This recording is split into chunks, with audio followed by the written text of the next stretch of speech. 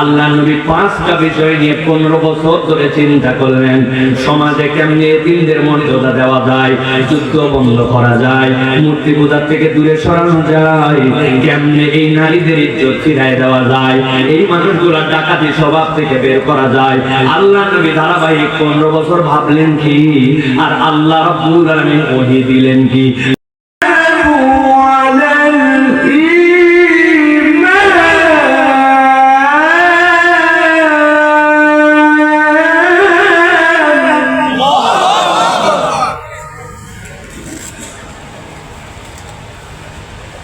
ولا الإيمان ولكن جعلناه نورا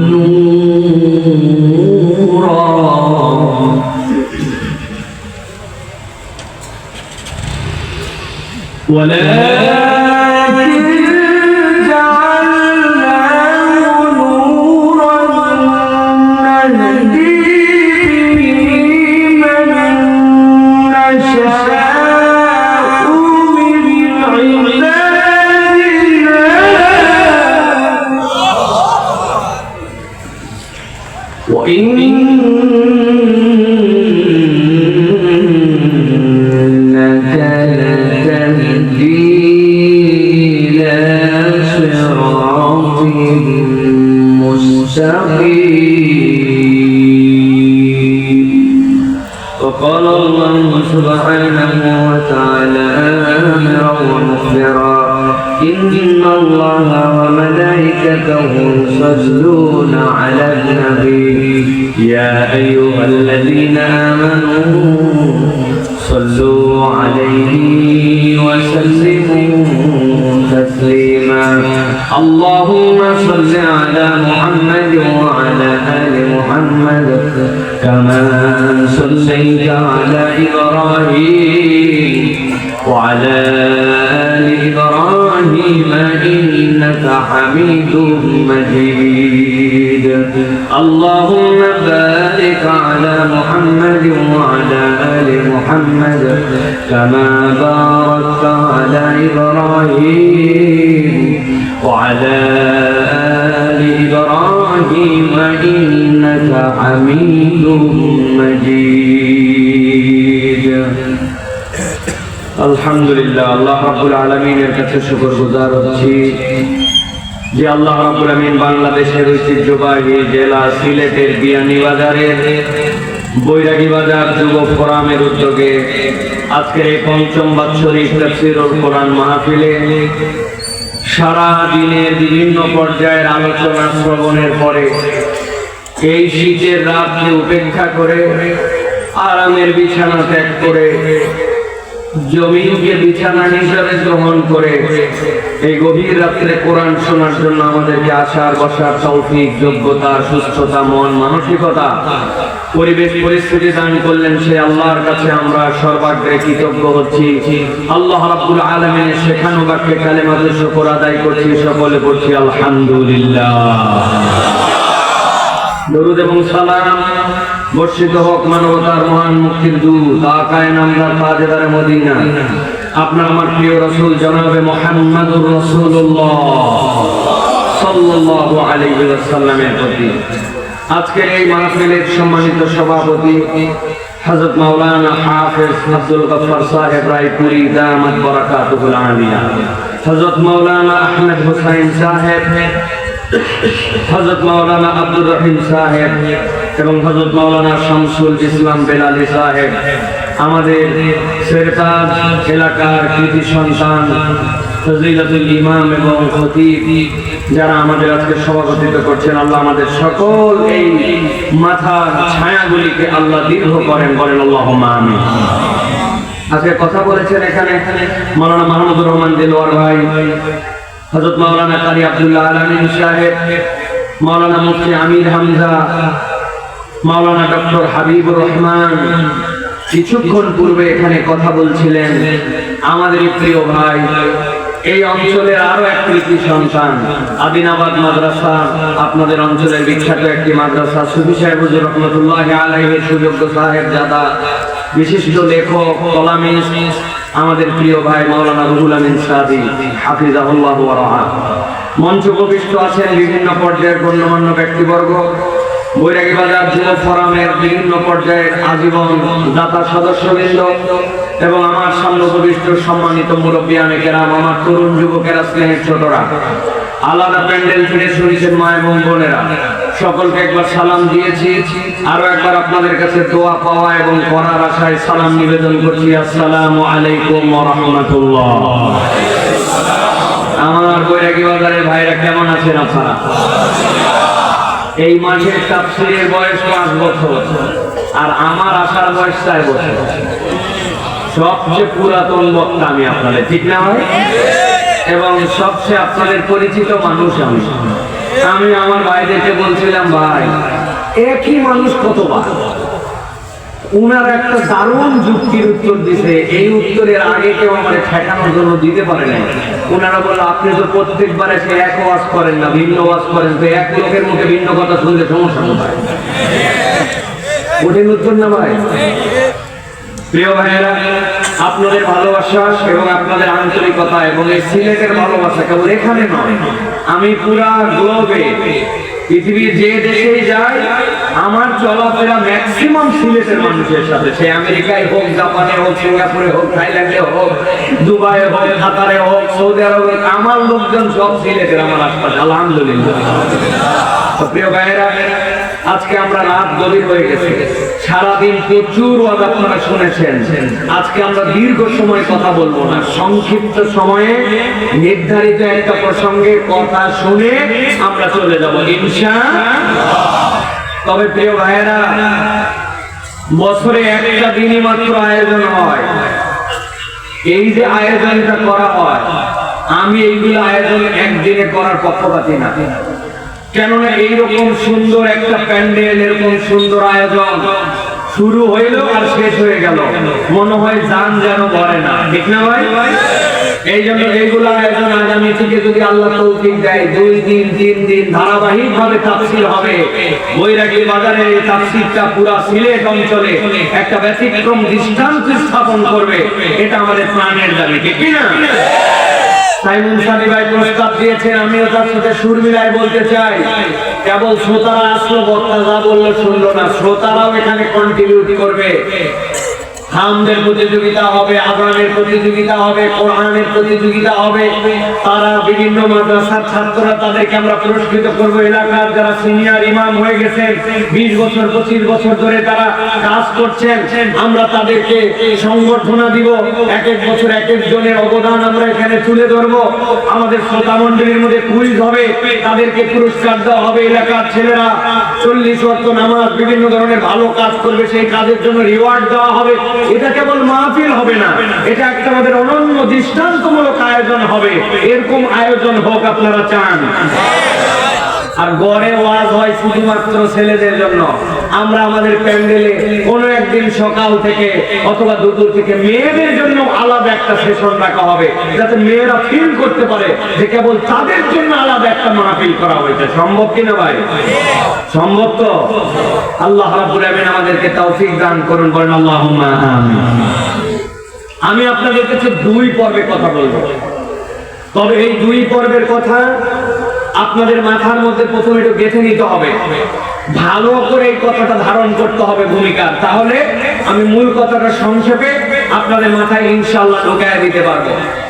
নবী করিম সাল্লাল্লাহু আলাইহি ওয়াসাল্লাম যেই সময়ে দুনিয়াতে আসছিলেন, ওই যুগ, ওই সময়, ওই পরিবেশটাকে ইসলামের ইতিহাসের পরিভাষায় বলা হয় আইয়ামে জাহেলিয়া।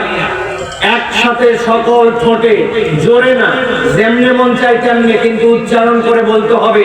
নবীজির আগমনের মুহূর্তের যুগটাকে কি নামে আখ্যায়িত করা হতো? আইয়াম হচ্ছে দিনের বহুবচন তথা এটা যুগ।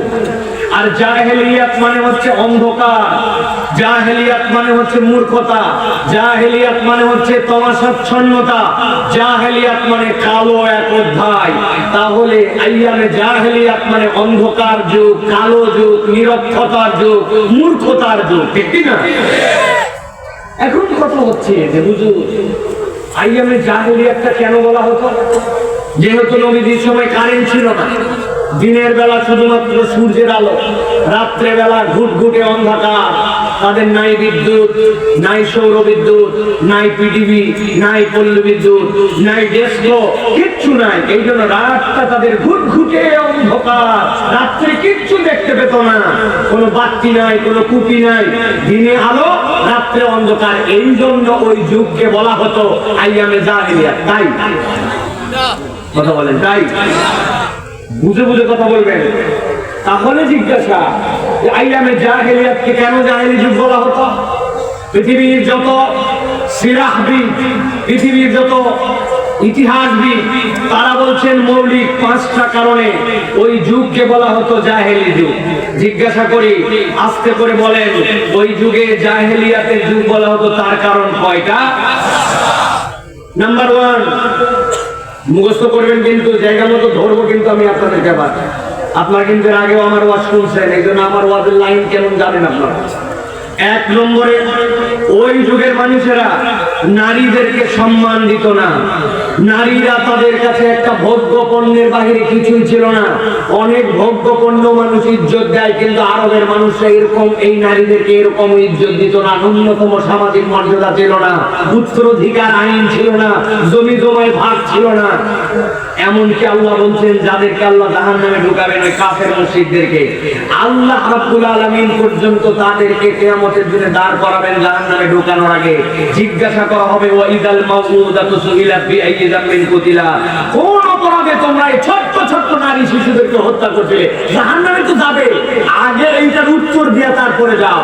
তার মানে সেই সমাজে নারীদের কোনো মূল্যায়ন, মর্যাদা ছিল 1 নম্বর। 2 নম্বর কারণ, ওই যুগে এতিমদের কোন রকম ইজ্জত ছিল না। কেউ যদি এতিম হয়, তাহলে ওরা মনে করতো পাইছি রে একটা খাওয়ার আইটেম পাইছি, আমারে আর কেউ ঠেকাতে পারবে না। এতিম হওয়া মানে সবাই মিলে ভাগ বাটোয়ারা করে তার সম্পদ খেয়ে ফেলতো। তার মানে এতিম, অরফান, যারা ওই সময়ের একদম অসহায়, তাদের কোন রকম সামাজিক মূল্য ছিল না। এটা 2 নম্বর। 3 নম্বর, ওই যুগের মানুষ ছিল ডাকাত, জোর জার, মুল্লুকতা। কি বলছি ভাই? আপনাদের সিলেটে কি এই কথার প্রচলন আছে ভাই? জোর জার, মুল্লুকতার মানে আমার ক্ষমতা আছে আমি ডাকাতি করব, আমার ক্ষমতা আছে আমি যাকে ইচ্ছা জেল দিব, আমার ক্ষমতা আছে দেশের টাকা বিদেশে পাচার করে দিব, আমার ক্ষমতা আছে মিথ্যা মামলায় হুজুরদেরকে ফাঁসাবো, আমার ক্ষমতা আছে পাঠ্যপুস্তকে ইসলাম বাদ দিয়ে দিব, আমার ক্ষমতা আছে আমি যা ইচ্ছা তাই করে 1 সেতু বানাবো, কিন্তু 30 সেতুর টাকা খাবো। আপনারা এত করে ঠিক বললেন, এটা তো আমি বলতেছি 1400 বছর আগের ঘটনা। বুঝে বুঝে হিসাব করে ঠিকঠাক বলবেন। তাহলে এটা ছিল 3 নম্বর কারণ। কয় নম্বর? জোর জার, মুল্লুকতা। মনে থাকবে তো? ভালো করে হাতে গুনে গুনে। 4 নম্বরে, ওই সময়ের মানুষেরা চূড়ান্ত যুদ্ধবাজ ছিল। কি ছিল? ছুতা লাগতো না, ইস্যু লাগতো না, যুদ্ধ লাগাই দিছে। এক লোক উট একটা নিয়েছে, এক লোকের বাড়ির ধারে একটু ঘাস আছে, সেখানে এসে তৃণভূমিতে তাকে চড়াতে দিছে। যেই লোকের বাড়ির ধারে উট চড়াচ্ছে, ওই লোকের পাশে একজন এসে বলছে, ভাই তোর উঠ না, তোর এলাকার উঠ না, অথচ তোর এলাকার মধ্যে খাওয়াতে নিয়ে আসছে, তোর পাহাড়, ওই পাহাড়ের মধ্যে উঠ খায়। বলে তাই নাকি, আমার কি করা লাগবে? বলছে কিছু করতে পারিস আর না পারিস, যেহেতু উঠ খাওয়াচ্ছে, তোর ঘাস খায় উঠের দুধ হয়েছে, তুই অন্তত দুধটা দোয়া। আর যেই বেটার উঠ ওর কাছে এবার গেছে, বললো ভাই একই এলাকায় আমরা থাকি, সব জায়গায় তো ঘাস হয় না, তোর উঠটা একটু অবলা প্রাণী, সেই প্রাণীটা একটুখানি ওখানে না হয় ঘাসই খাচ্ছে, কিন্তু এর বদলে সে তোর উঠের দুধ দোয়া দিবে। বলছে তাই নাকি, কি করা লাগবে? বলছে তুই যাই ঠেকা। এদিকে বলছে ঠেকা, ওদিকে বলছে দোয়া।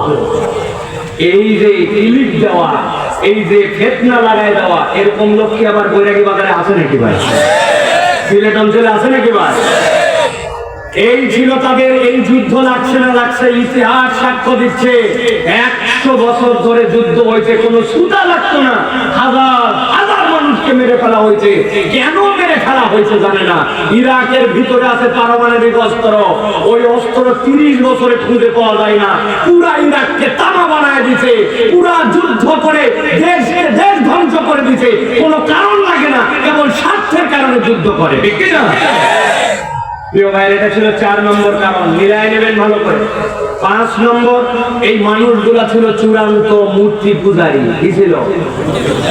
আমি আমার ভাষায় একটা কথা বলি, যত কাল্লা তত আল্লাহ। কি বলছি ভাই? যত কাল্লা মানে বুঝছেন তো, এটার নাম কাল্লা। আমাদের ঢাকার ভাষায় এটা কাল্লা। যত কাল্লা তত নাউজুবিল্লাহ বলেন। আল্লাহ তো একজনই, কিন্তু উপাস্য বানায় ফেলেছিল। এটা আমার কথা নয়। ওমরে ফারুক রাদিয়াল্লাহু তাআলা বলছেন, আমরা জাহেলি যুগে কেমন বোকা আর বেকুব ছিলাম জানো? বলে কেমন? বলে আমরা মিষ্টান্ন, ওই যে আমাদের দেশে খেজুরের গুড় দিয়ে জাল দিতে দিতে দিতে দিতে টাইট হয়ে যায়। ছোটবেলায় আমরা বিভিন্ন ভাঙ্গা চূড়াওয়ালার কাছে কটকটি খেতাম। আপনারা কি বলেন জানি না। হ্যাঁ, আহা, এমন টাইট দাঁত দিয়ে টান দিলে দাঁতের সাথে লেগে থাকতো, ঠিক না ভাই? উনারা বলতেছেন আমরা এরকম মিষ্টান্ন বানাতাম, বানাতে বানাতে ওইটার শেপ দিয়ে আমরা একটা মূর্তি বানাইছি। মূর্তি বানায় বলছি আমাদের নিজে হাতে বানানো, বলছি এটাই আমার ইলা। এরপরে বগলের নিচে নিয়ে ছাগল চড়ানোর জন্য মাঠে গেছি। মাঠে যাইয়া এমন দুপুরের দিকে খিদা লাগছে, খিদার ঠেলায় আশপাশে খাবার নাই। প্রথমে আমাদের ইলা ঠ্যাং খাইছি, কিন্তু ঠ্যাং খায় পেট ভরে নাই। আস্তে আস্তে পেট খাইছি, পিঠ খাইছি, পুরা ইলা খাইয়া বিকাল বেলা বাড়ি গেছি। হযরত ওমর রাদিয়াল্লাহু তাআলা বলছেন, কেমন বেকুবের বেকুব আমরা ছিলাম যে আমরা নিজেদের ইলাহ নিজে বানায়া আবার নিজেরাই খেয়ে ফেলতাম। খানায় খাবাকে মূর্তির মিউজিয়াম বানাইছিল তারা। তাহলে এই 5টা কারণে ওই যুগকে জাহেলি যুগ বলা হতো। মনে আছে তো ভাই? আবার একটু রিভাইজ করে দেই। 1 নম্বরে ছিল নারীদের মর্যাদা ছিল না। 2 নম্বরে এতিমের সম্পদ খেয়ে ফেলতো। 3 নম্বর ডাকাতি তাদের পেশা ছিল। 4 নম্বরে যুদ্ধবাজ ছিল। 5 নম্বরে ওই সমাজের মানুষেরা মূর্তি পূজাকে তারা একটা গর্হিত লেভেলে নিয়ে চলে গেছিল। এই 5টা কাজে জাহেলিয়াতের যুগ বলা হতো। মনে থাকবে তো? নবী করিম সাল্লাল্লাহু আলাইহি সাল্লামের নবুয়ত প্রকাশের আগের যে যুগ, আল্লাহর কাছে নবী করিম সাল্লাল্লাহু আলাইহি সাল্লাম সৃষ্টির সময় থেকে এই নবী হিসেবে সিলেক্টেড, কিন্তু তার প্রকাশের সাল ছিল 40 বছর বয়স। ওই প্রকাশের আগ মুহূর্তের যুগটাকে নবীজির লাইফকে 2 ভাগে ভাগ করা হয়। মুখস্থ করে ফেলেন। 17 থেকে 25 এই 8 বছর নবী করিম সাল্লাল্লাহু আলাইহি সাল্লাম দাওয়াত এবং তাবলীগের চেষ্টা করেছেন। মানুষকে কেমনে পরিবর্তন করা যায়, যুদ্ধ কেমনে বন্ধ করা যায়, নারীদের ইজ্জত কেমনে দেওয়া যায়, নবী করিম সাল্লাল্লাহু আলাইহি ওয়াসাল্লাম এটার জন্য চেষ্টা করেছেন, কিন্তু চূড়ান্ত সফল হন নাই। ইয়ামেন থেকে 1 লোক কাপড় নিয়ে আসে খানায় কাবার পাশে। এটা আর রাহিকুল মাকতুমের মধ্যে আছে। খানায় কাবার পাশে বসে বিক্রি করতেছে। আবু জেহেল তো হেভি ভাবসাব, লিডারের কি একটা স্টাইল, পিছনে 5-7 জন সবসময় চলাফেরা করে, ভাব চক্কর আছে, লম্বা চুল, লম্বা দাড়ি, লম্বা জামা কাপড়, দেখলেই মনে হয় হ্যাঁ লিডার। এসে বলছে কাপড় কার? বলছে আমার। কত করে? বলছে এত করে। বলছে এগুলো আর কারো কাছে বিক্রি করার দরকার নাই, এই পছন্দের এই থান পুরোটা আমারে দিয়ে দাও। টাকা? বলছে টাকা কি চোখটা পালাই নিয়েছি নাকি? বিকালবেলা আমার বাসার থেকে যাই টাকা নিয়ে ইয়ামেনে চলে যাবি। বিকালবেলা ওই লোক সব ব্যবসা শেষ করে আবু জেহেলের বাড়িতে গেছে। যাওয়ার পরে বলছে ভাই আমি তো ইয়ামেনে যাব, আমার টাকাটা দেন। আবু জেহেল আসমানের দিক তাকায় বলছে তুমি কে? ওই লোক তো ঘাবড়ায় গেছে। তুমি কে মানে? আপনি সকালবেলা আমার কাছে কাপড় নিছেন আর বলতেছেন তুমি কে? পাশে যারা ছিল তাদেরকে বলছে সারাদিন তো তোমরা আমার সাথে আসো, বলো তো এই লোকের কাছে গেছি না আমি কাপড় নিছি? পাশের লোকজন বলতেছে কি আশ্চর্য কথা, আমরা সারাদিন ওনার সাথে আছি, তোমার চেহারাও দেখিনি, তোমার পাশেও যাইনি। যে ইসলামীরা ওই সাগরে আছে না ভাই এলাকায়? না। নবী করিম সাল্লাল্লাহু আলাইহি ওয়াসাল্লাম এইগুলা থেকে বের করার জন্য অনেক চেষ্টা করেছেন, কিন্তু সফল হন নাই। এরপরে নবী করিম সাল্লাল্লাহু আলাইহি ওয়াসাল্লাম 25 বছর থেকে 40 বছর নবীজি মক্কা লিভ করলেন, করে চলে গেলেন গারে হেরায়। ভালো করে ভূমিকা বোঝেন। গারে হেরায় গেলেন 15 বছর। নবী করিম সাল্লাল্লাহু আলাইহি ওয়াসাল্লাম চিন্তা করছিলেন গারে হেরায়। কেউ একজন যদি এখানে বলতে পারেন আমি তার জন্য দোয়া করব। গারে হেরা মানে হেরা গুহা, কিন্তু গারে হেরাটা কোন পাহাড়ের উপর অবস্থিত বলেন তো? কোন পাহাড়? পাহাড়ের নাম বলতে পারবেন না? জাবালে নূর, ওই দিকে জানি বলছে। মাশাআল্লাহ, আল্লাহ হায়াত। জাবালে নূর, জাবাল মানে পাহাড়, নূর মানে আলো। জাবালে নূরের উপরে গাড়ে ঘেরা। নবী করিম সাল্লাল্লাহু আলাইহি সাল্লাম 15 বছর এখানে চিন্তা করলেন। কয় বছর? সোমবার দিন চলে যেতেন, সোম মঙ্গল বুধ 3 দিন থেকেছেন। হযরত খাদিজা দেখেছেন আমার প্রাণের স্বামী তো 3 দিনের খাবার পানি নিয়ে গেছে কিন্তু ফেরত তো আসে নাই। খাদিজা রাদিয়াল্লাহু তো অস্থির হয়ে যেতেন। এরপরে যখন দেখছেন বুধবারেও আসে নাই, বৃহস্পতিবারেও আসে নাই, খাদিজা রাদিয়াল্লাহু তাআলার বয়স তখন 39, নবীজির বয়স তখন 39, খাদিজা রাদিয়াল্লাহু তাআলার বয়স তখন 54। ওই বছর ওই রকম একজন বয়স্ক ভদ্র মহিলা আমাদের মা উম্মাহাতুল মুমিনিন হযরত খাদিজাতুল কুবরা রাদিয়াল্লাহু তাআলা আনহা 8 কিলোমিটার পথ পার করে ওই 2600 ফিট উঁচুতে নবীজির কাছে খাবার পৌঁছায় দিয়ে আসছেন। সুবহানাল্লাহ। যারা হজে গেছেন একবার উঠে দেখেন। আমি আজ থেকে 19 বছর আগে উঠে দেখছি কত কষ্ট সেই জায়গাতে উঠতে। সেই মহিলাদের পৌঁছায় দিতেন। এখনকার আশিকে রাসূল যদি তাবারও সারা মিলাদ হয় একজন খুঁজে পাওয়া যায় না, কিন্তু উনি ছিলেন প্রকৃত আশিকে রাসূল, যিনি আল্লাহর নবীকে মহব্বত দেখাইছেন বিনা স্বার্থে। এইরকম ভালোবাসা পৃথিবীতে কেউ দিতে পারবে না, ঠিক না? প্রিয় ভাইরা, আল্লাহ নবী 15 বছর ভাবলেন 5টা বিষয় নিয়ে। আল্লাহ নবী করিম সাল্লাল্লাহু আলাইহি ওয়াসাল্লামের কাছে হঠাৎ করে একদিন জিবরাইল আমিন আসলেন। জিবরাইল আমিন আসার পরে আল্লাহ নবী সাল্লাল্লাহু আলাইহি ওয়াসাল্লামকে বলতে শুরু করলেন, ইন্নী বুইসতু মিনাল্লাহি সুবহানাহু ওয়া তাআলা, আমি আল্লাহর পক্ষ থেকে আপনার কাছে এসেছি আর আল্লাহ আপনাকে পয়গম্বর হিসেবে সিলেক্ট করেছেন। আল্লাহ রাব্বুল আলামিন আপনার কাছে ওহী দিয়েছেন, হে রাসূল আপনি পড়েন ইকরা। নবীজি বললেন মা না বেকারেন, আমি তো পড়তে জানি না। আল্লাহ নবীকে সাথে সাথে চাপ দিলেন। জিবরাইল আমিন যাওয়ার পরে বললেন ইকরা, আপনি আবার পড়ুন। আল্লাহ নবী বললেন মা না বেকারেন, আমি তো পড়তে পারবো না। এরপরে জিবরাইল আমিন আবার তৃতীয়বার চাপ দিলেন। দেওয়ার পরে জিবরাইল আমিন আল্লাহ নবীর কাছে বললেন ইকরা বিসমি রাব্বিকাল লাযী খলাক, খলাকাল ইনসানা মিন আলাক, ইকরা ওয়া রাব্বুকাল আকরাম আল্লাযী আল্লামা বিল কলম। আল্লাহ নবীকে বলা মাত্র আল্লাহ নবী 5টা আয়াত কালিমা জিবরাইলের সাথে রিপিট করলেন। এরপরে গাড়ে হেরা থেকে নেমে আসলেন। আসার পরে খাদিজা রাদিয়াল্লাহু তাআলা আনহার কাছে চলে গেলেন। আপনাদের কাছে জিজ্ঞাসা করতে চাই বৈরাগীর ভাইয়েরা, ভালো করে জেনে বুঝে বলেন তো, আমি আল্লাহ নবীর এই যে প্রথম ওহীর যে ছোট্ট একটুখানি কথা বললাম 5টা আয়াতে কারিমা নাযিলের প্রসঙ্গে, এই ঘটনা কি আপনি আজকেই জীবনের প্রথম শুনলেন না এর আগেও শুনেছে? কথা বলেন, শুনেছেন কিনা? ভালো করে খেয়াল করেন। তাহলে আমি কেন এই প্রসঙ্গ আনলাম? আমরা এই ঘটনাটা শুনেছি, এইটা আমরা জানি, কিন্তু এই জায়গায় একটা গভীর তাত্ত্বিক কথা মুফাসসিররা ব্যাখ্যা করেছেন, দুনিয়ার যত সিরাতবিদরা বলেছেন, সেই দিকে আমাদের কোনো খেয়াল করার হয়তো সুযোগ হয়ে ওঠে নাই।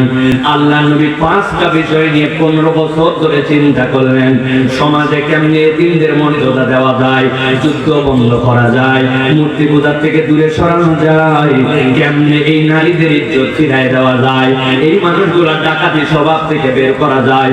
আল্লাহ নবী ধারাবাহিক 15 বছর ভাবলেন কি, আর আল্লাহ রাব্বুল আলামিন ওহী দিলেন কি? আল্লাহ বলেন ইকরা, মানে আপনি পাঠ করুন। আপনার আমার চিন্তার মধ্যে তো এরকম আসে, আল্লাহ রাব্বুল আলামিন ওহী যদি দিতেন, হে নবী যান আপনি যুদ্ধ বন্ধ করেন, হে নবী যান আপনার জন্য তাওহীদের দাওয়াত দিতে দেওয়া হলো, আপনি মানুষকে মূর্তি পূজার থেকে সরান, তাহলে আপনার আমার সেন্স অনুযায়ী মনে হতো নবীজি যা ভাবছিলেন তার সাথে সমন্বয় করে আয়াত আসলো। কিন্তু আল্লাহ বলেন ইকরা বিসমি রাব্বিকাল লাযী খলাক, ওই 5টা বিষয়ের সাথে তার কোনো সম্পর্ক আপাত চোখে বাহ্যিক চোখে দেখা যায় না, ঠিক না? কিন্তু মুফাসসিররা ব্যাখ্যা করছেন, ভালো করে বোঝো, দুনিয়ার মানুষ নবীর পরে আর কোন নবী আসবে না, আর এই জাহালত যুগে যুগে আসবে। ওই জাহালতকে যদি দুনিয়া থেকে দূর করতে হয়, তাহলে দুনিয়ার কোনো কৌশল কাজ করবে না। কৌশল হবে একটা, রবকে চেনার বিদ্যা লাগবে, মানুষকে আল্লাহ চেনানোর মতো করে উপযুক্ত করে তৈরি করতে হবে। যেই মানুষকে আল্লাহ চেনানো যাবে, যেই মানুষকে নৈতিকতা শেখানো যাবে, যেই মানুষ তার রবের পরিচয় চিনে ফেলবে, ওই মানুষ দ্বারা দুনিয়া পরিবর্তন হবে। মাছের দুনিয়া পরিবর্তন ফাপড়ের কথা হবে, কিয়ামত পর্যন্ত সোনার বাংলা হবে না।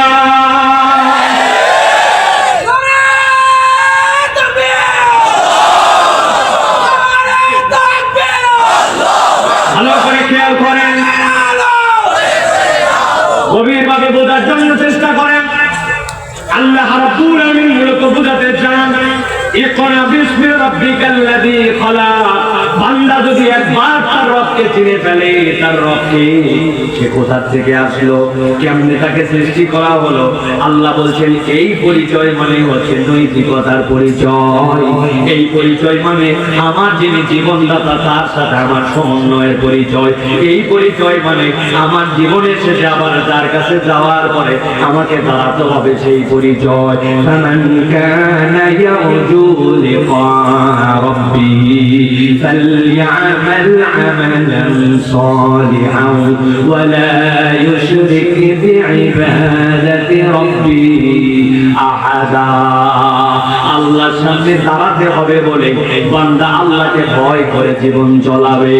আল্লাহ বলতেছেন এই যে ওহী আপনাকে দেওয়া হলো, এই ওহীটা মূলত আপনাকে কি দিয়েছে আমি আল্লাহ জানেন নাকি?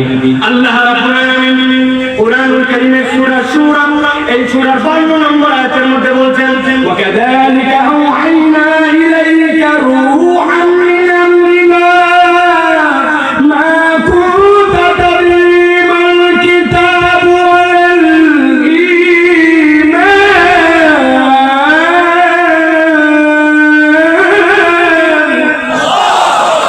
আল্লাহ বলতেন আমি যেমন তেমন মাধ্যম দহি দেই, এমন মাধ্যম দহি দিলাম, এমন অথেন্টিক সোর্সের মাধ্যম দিয়ে দিলাম।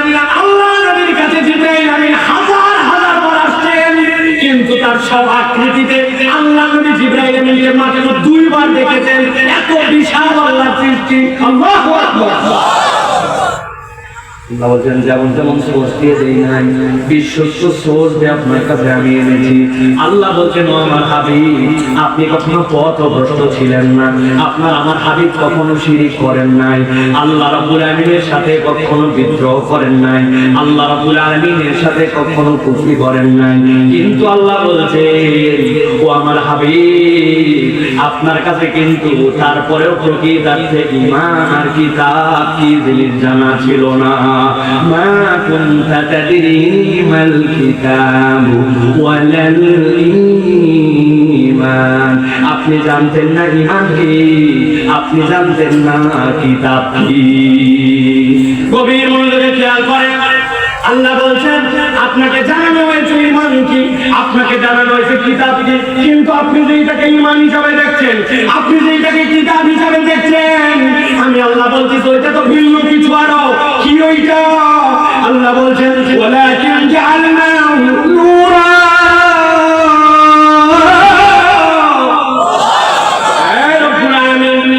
আপনি আমাকে কি দিচ্ছেন? আপনি আমাকে ঈমান দিচ্ছেন, আপনি আমাকে কিতাব দিচ্ছেন, কিন্তু আল্লাহ বলছেন আমি তা দিচ্ছি না, আমি ঈমান আর কিতাব দিচ্ছি, কিন্তু আসলে আমি দিচ্ছি আপনাকে একটা আলো। সুবহানাল্লাহ। ওয়ালাকিন জাআলনাহু নূরা। তার মানে আপনার ঈমান আমার ঈমান, আর আপনার এই কিতাব আল্লাহ রাব্বুল আলামিন যেটা দিলেন এইটা আল্লাহর পক্ষ থেকে আলো। এটা কি আল্লাহর পক্ষ থেকে আলো কিনা? জোরে বলতে হবে আলো কিনা। আমি এমনি এমনি জোরে বলেন, আমি যখনই জোরে বলতে বলবো বুঝবেন ওর মধ্যে কোনো প্যাঁচ আছে। আপনাদের বৈরাগীর বাজারে অঞ্চলে বিদ্যুৎ যায়, কথা বলেন, লোডশেডিং হয়, সন্ধ্যার পর মাঝে মাঝে কারেন্ট চলে যায়। বুদ্ধি শিখাই দিচ্ছে এখন থেকে, যেই না কারেন্ট চলে যাবে সাথে সাথে কোরআন শরীফ বাইর করবেন, বাইর করে বাড়িতে আপনারা আপনাদের ল্যাপটপ আপনাদের টেবিলের উপরে অথবা আপনাদের ফ্রিজের উপরে অত উঁচু কোনো জায়গায় এরকম করে রেখে দিবেন, দেখবেন আপনার ঘর বাড়ি পুরো আলো হয়ে যাবে। তাই তো আন্দাজি আপনার ঘর বাড়ি আলো হবে এরকম করলে, কথা বলেন আলো হবে। একটু আগে যে আপনারা বললেন যে কোরআন হচ্ছে আমাদের জন্য আলো, আপনার ঘরে আলো হচ্ছে না। এই জন্য জোরে বলাই ছিলাম আপনাদের কাছে, প্রিয় ভাইরা, সব আলো চোখে দেখা যায় না, কিন্তু ওই আলো গুলাতে এমন কাজ হয় বাহিরের দেখা আলো দিয়ে আবার ওই কাজ হয় না। না বুঝে ঠিক বলছেন, অথবা কেউ কেউ বুঝেছেন, একটুখানি বুঝাই। আপনাদের একাই জীবনে হাত ভাঙছে, পা ভাঙছে, মাথা ভাঙছে, এরকম লোক আছে ভাই? আছে হাত ভেঙে গেছে, আপনি গেছেন ডাক্তারের কাছে, ডাক্তার বলছে এদিকে আসো। যাওয়ার পরে সাথে সাথে জিনিসপত্র সব জোগাড় করে প্লাস্টার প্লাস্টারে কাপড় টাপড় পেঁচাই দিয়ে বলছে বাড়ি চলে যাও। বলছে কোনোদিন না। ডাক্তার যদি ভালো ডাক্তার হয় তাহলে বলবে ভাই আগে চলে যাও ডায়াগনস্টিক সেন্টারে, এক্সরে সেন্টারে, যাওয়ার পরে হাতের এক্সরে করে নিয়ে আসো, মাথার এমআরআই করে নিয়ে আসো, অথবা মাথার সিটি স্ক্যান করে নিয়ে আসো। আগে দেখতে হবে কোন জায়গায় কি ঘটনা, ঠিক না? বৈরাগীর বাজারে এরকম কোন ভাই যদি থাকেন জীবনে একবার এক্সরে করছেন অথবা এমআরআই সিটি স্ক্যান, একটু হাতটা উঁচু করেন। ও বাবা, এত ভাঙ্গা চোরা লোক। আপনি যাওয়ার পরে বলছে জোরে করে নিঃশ্বাস টানবেন, টানার পরে বন্ধ করবেন, আমরা যখন বলবো তারপরে দম ছাড়বেন। আপনি ভিতরে গেছেন, এক মেশিনের সাথে বুক লাগাই দিয়েছেন, বলছে জোরে করে নিঃশ্বাস টানো। এরপরে 3 সেকেন্ড পরে বলছে এবার নিঃশ্বাস ছাড়েন, বাইর হয়ে আসেন। কিসের থেকে কি হলো কিছু বুঝলাম না। খানিকক্ষণ পরে একটা কালো প্লেট এনে দিয়েছে আপনাকে, প্লেটের মধ্যে আলোর মধ্যে লাগায় রেখে বাবারে বুকের একটা কাঠি এদিক দিয়ে ওদিক চলে গেছে, হাতের হাড্ডি এদিক দিয়ে ওদিক বাইর হয়ে গেছে। ডাক্তার ওটা দেখে দেখে এবার অপারেশন করে, ওইটা দেখে দেখে প্লাস্টার করে। আপনার যে বুকের এক্সরে হয়ে গেল, আপনার যে সিটি স্ক্যান হয়ে গেল, এমআরআই হয়ে গেল, বুঝে থাকলে আসতে বলবেন না, মাথা কাটায় উত্তর দেন ওই আলোটা কি আপনি দেখতে পাইছিলেন? আলো তো আপনি দেখতে পান না, কিন্তু ওর মধ্যে একটা অতি বেগুনি রশ্মি পার হয়ে গেছে, ওই এক্সরে পেপারে আপনার রেজাল্ট চলে আসছে। আল্লাহ বলছেন বান্দা ভালো করে খেয়াল করো, মা কুনতা তাদরি মাল কিতাব ওয়ালাল ঈমান ওয়ালাকিন জাআলনাহু নূরান নাহদি বিহি মান নাশাউ মিন ইবাদিনা ওয়া ইন্নাকা লাতাহদি ইলা সিরাতিল মুস্তাকিম।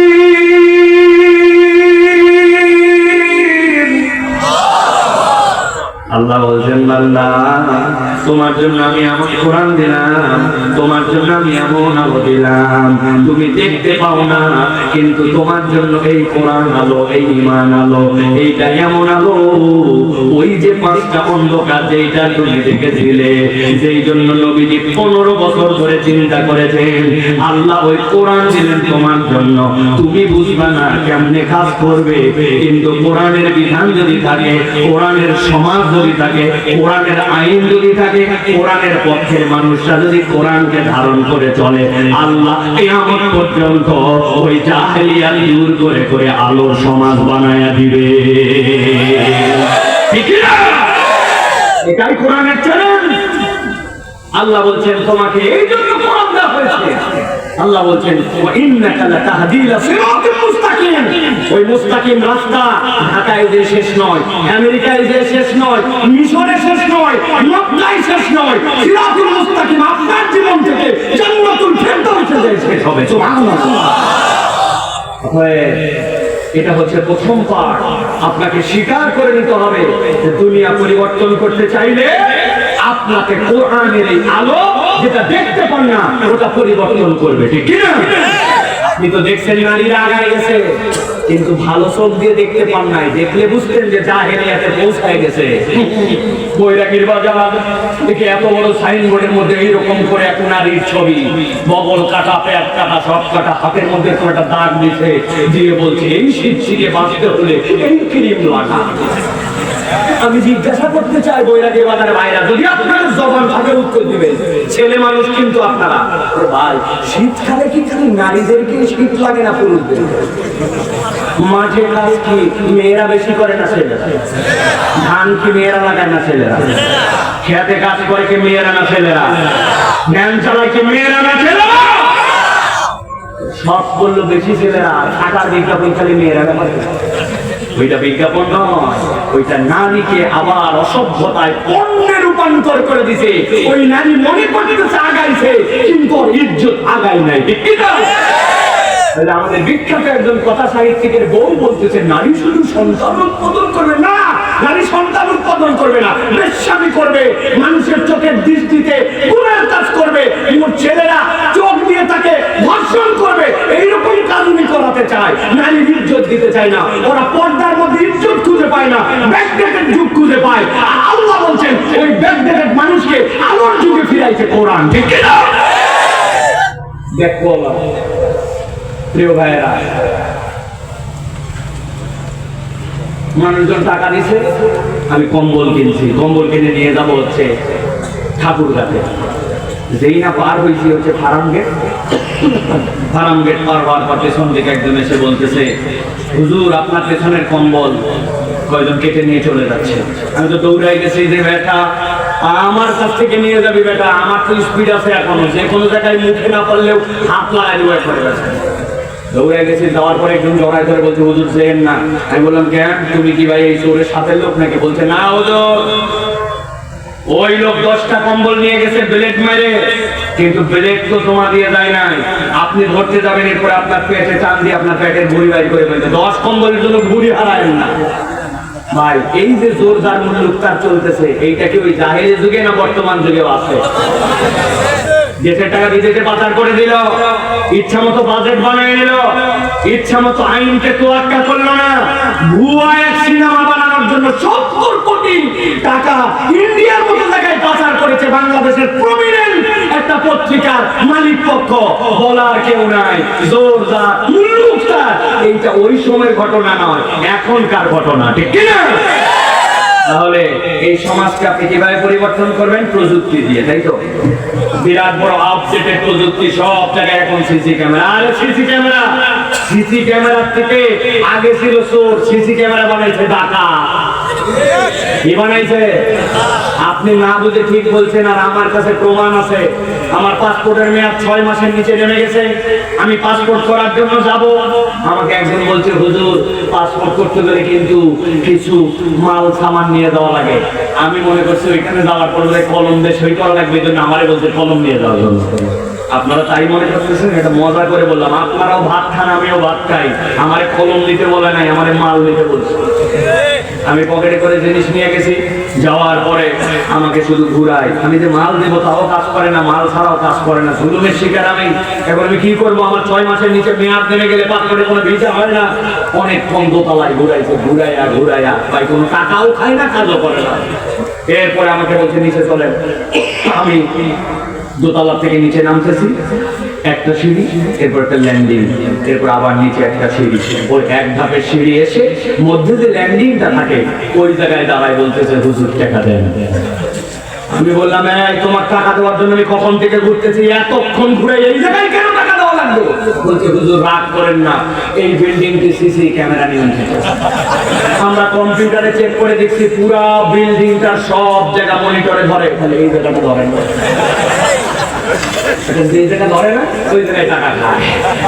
ওই লোক যদি একবার বুঝতো, ওই যে কোরআনের বুঝ অনুযায়ী ইকরা বিসমি রাব্বিকাল্লাযী খালাক, খালাকাল ইনসানা মিন আলাক, কিরামান কাতিবিনা ইয়ালামুনা মা তাফআলুন। তোমার কাছে এমন দুটো ফেরেশতা আছে, লোডশেডিং, শীত গরম, দিন রাত, অন্ধকার, ছোট বড়, অসুস্থ সুস্থ, সরকারি বেসরকারি, যে কোনো অফিস সাধারণ, সব জায়গায় তোমার সাথে আছে। আল্লাহর কাছে ওইটা মনিটর হচ্ছে। আর আল্লাহর কাছে ফামান কানা ইয়ারজু লিকা রাব্বি, আল্লাহর সামনে তোমাকে দাঁড়াতে হবে। ওইটা যদি তার বোধে থাকতো, আর ওই আইন ভায়োলেট করলে কি শাস্তি হবে ওইটার ইমপ্লিমেন্টেশন যদি কোরআন অনুযায়ী থাকতো, তাহলে কোনো বাপের বেটার সাহস হতো না 2 নম্বর কাজ করার, ঠিক কিনা? দুইয়ের সমন্বয় লাগবে। এখন আপনি বলতেছেন প্রযুক্তি দিয়ে, নানান কিছু দিয়ে, অনেক কিছুতে আপনি আগাইছেন। আসলে আমরা আগাই নাই, আমরা আস্তে আস্তে করে জাহেলির দিকে ফিরেছি, আমরা আস্তে আস্তে করে জাহেলাতের দিকে যাচ্ছি। ওইটার থেকে বের হতে হলে কুরআনুল কারীমের আদর্শ নীতি অনুযায়ী আমাদের সমাজকে বাস্তবায়িত করতে হবে, ঠিক কিনা? ভাইরা, এটা ছিল আমার প্রথম পর্বের আলোচনা। আপনারা এর আগেও আমার কথা শুনেছেন যারা। আমি সব জায়গায় একটা কথা বলি, আমি আলোচনার শুরুতে অনেকে মনে করেন ওয়াজ বোধহয় শুরু হয়ে যায়, আসলে ওয়াজ শুরু হয় নাই।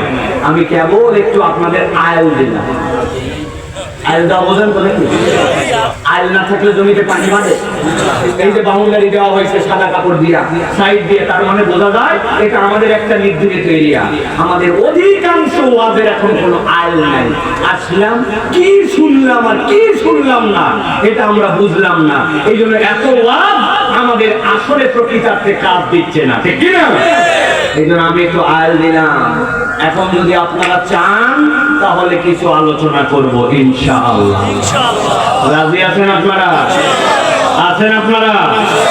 প্রিয় ভাইয়েরা, তবে আনন্দের বিষয় হচ্ছে যারা আমাদের মুরব্বী আছেন 40+, আপনাদের জন্য উন্মুক্ত ছুটি ঘোষণা করলো। সকাল থেকে আপনারা আমির হামজা, আব্দুল্লাহ আলামিন, মাহমুদুর রহমান দেলোয়ার, এইরুল আমিন সাদি ভাই, ডক্টর হাবিবুর রহমান, মাহবুব আহমেদ, কারি ফয়জুর রহমান, বাপ রে বাপ, বাংলাদেশের কোনো বক্তা বাদ নাই, সব আপনারা শুনে ফেলছেন প্রায়, ঠিক কিনা ভাই?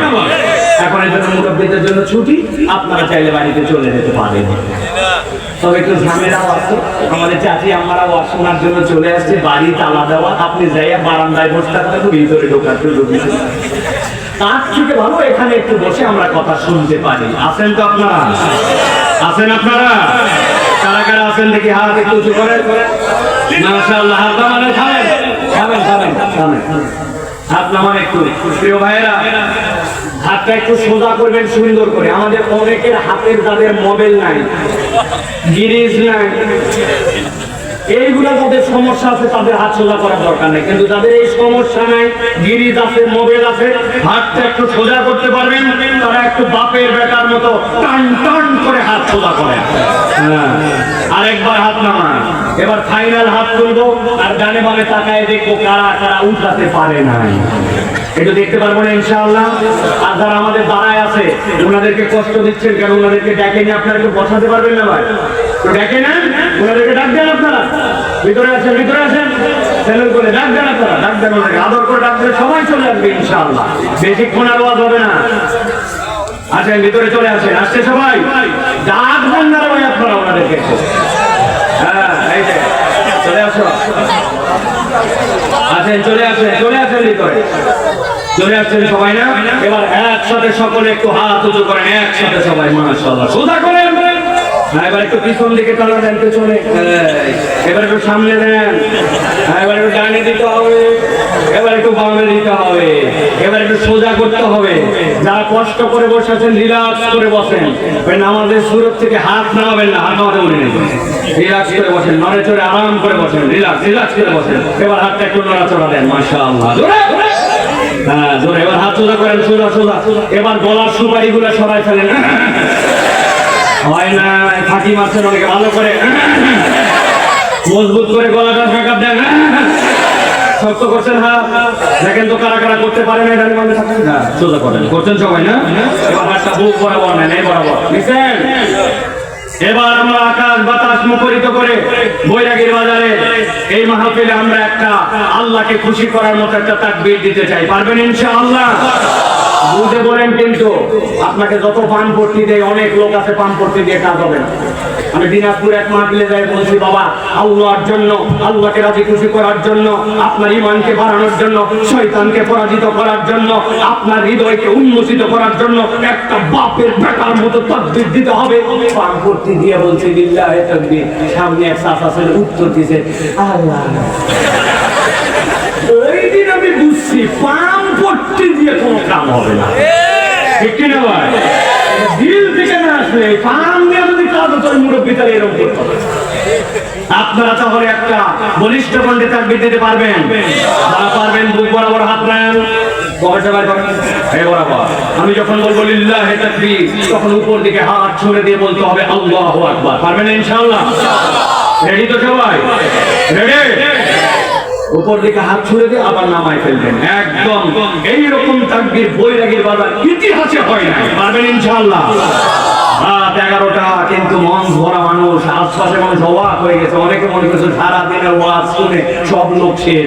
আসলে অনেক লোক আইছেই কেবল, ঠিক না? রেডি সবাই? পারবেন তো ইনশাআল্লাহ?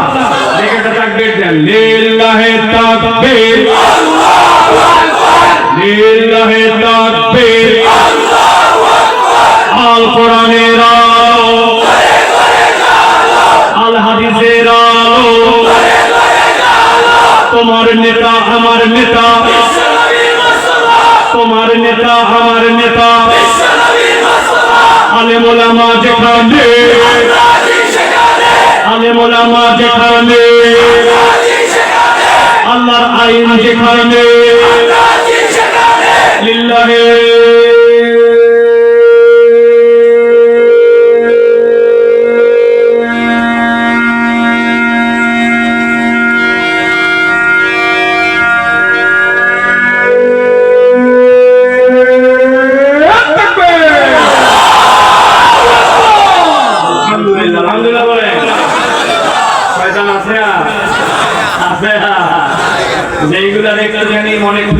খালি জায়গা আছে আপনারা পূরণ করেন।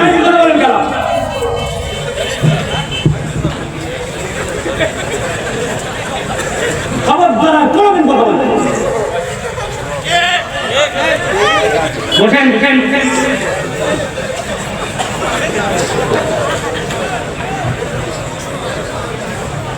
আমার হিসাব ভিন্ন ভাই, মাইন্ড করবেন না, উনি সম্মানিত মানুষ, তোরে বলে ফেলছে, কিন্তু এটা কোনো আদব না।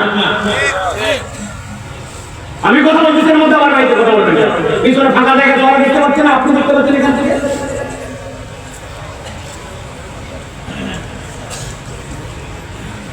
আমার কোনদিন কোন জায়গায় মাহফিলের লোক সামনে টানো ফাঁকা জায়গা পূরণ করো, এগুলো আমার কাজ না। এগুলো বহু আগে মানুষজন জানে ফেলছে, যার মঞ্চে দাঁড়ায় শুনবে, যার মঞ্চে বসে শুনবে।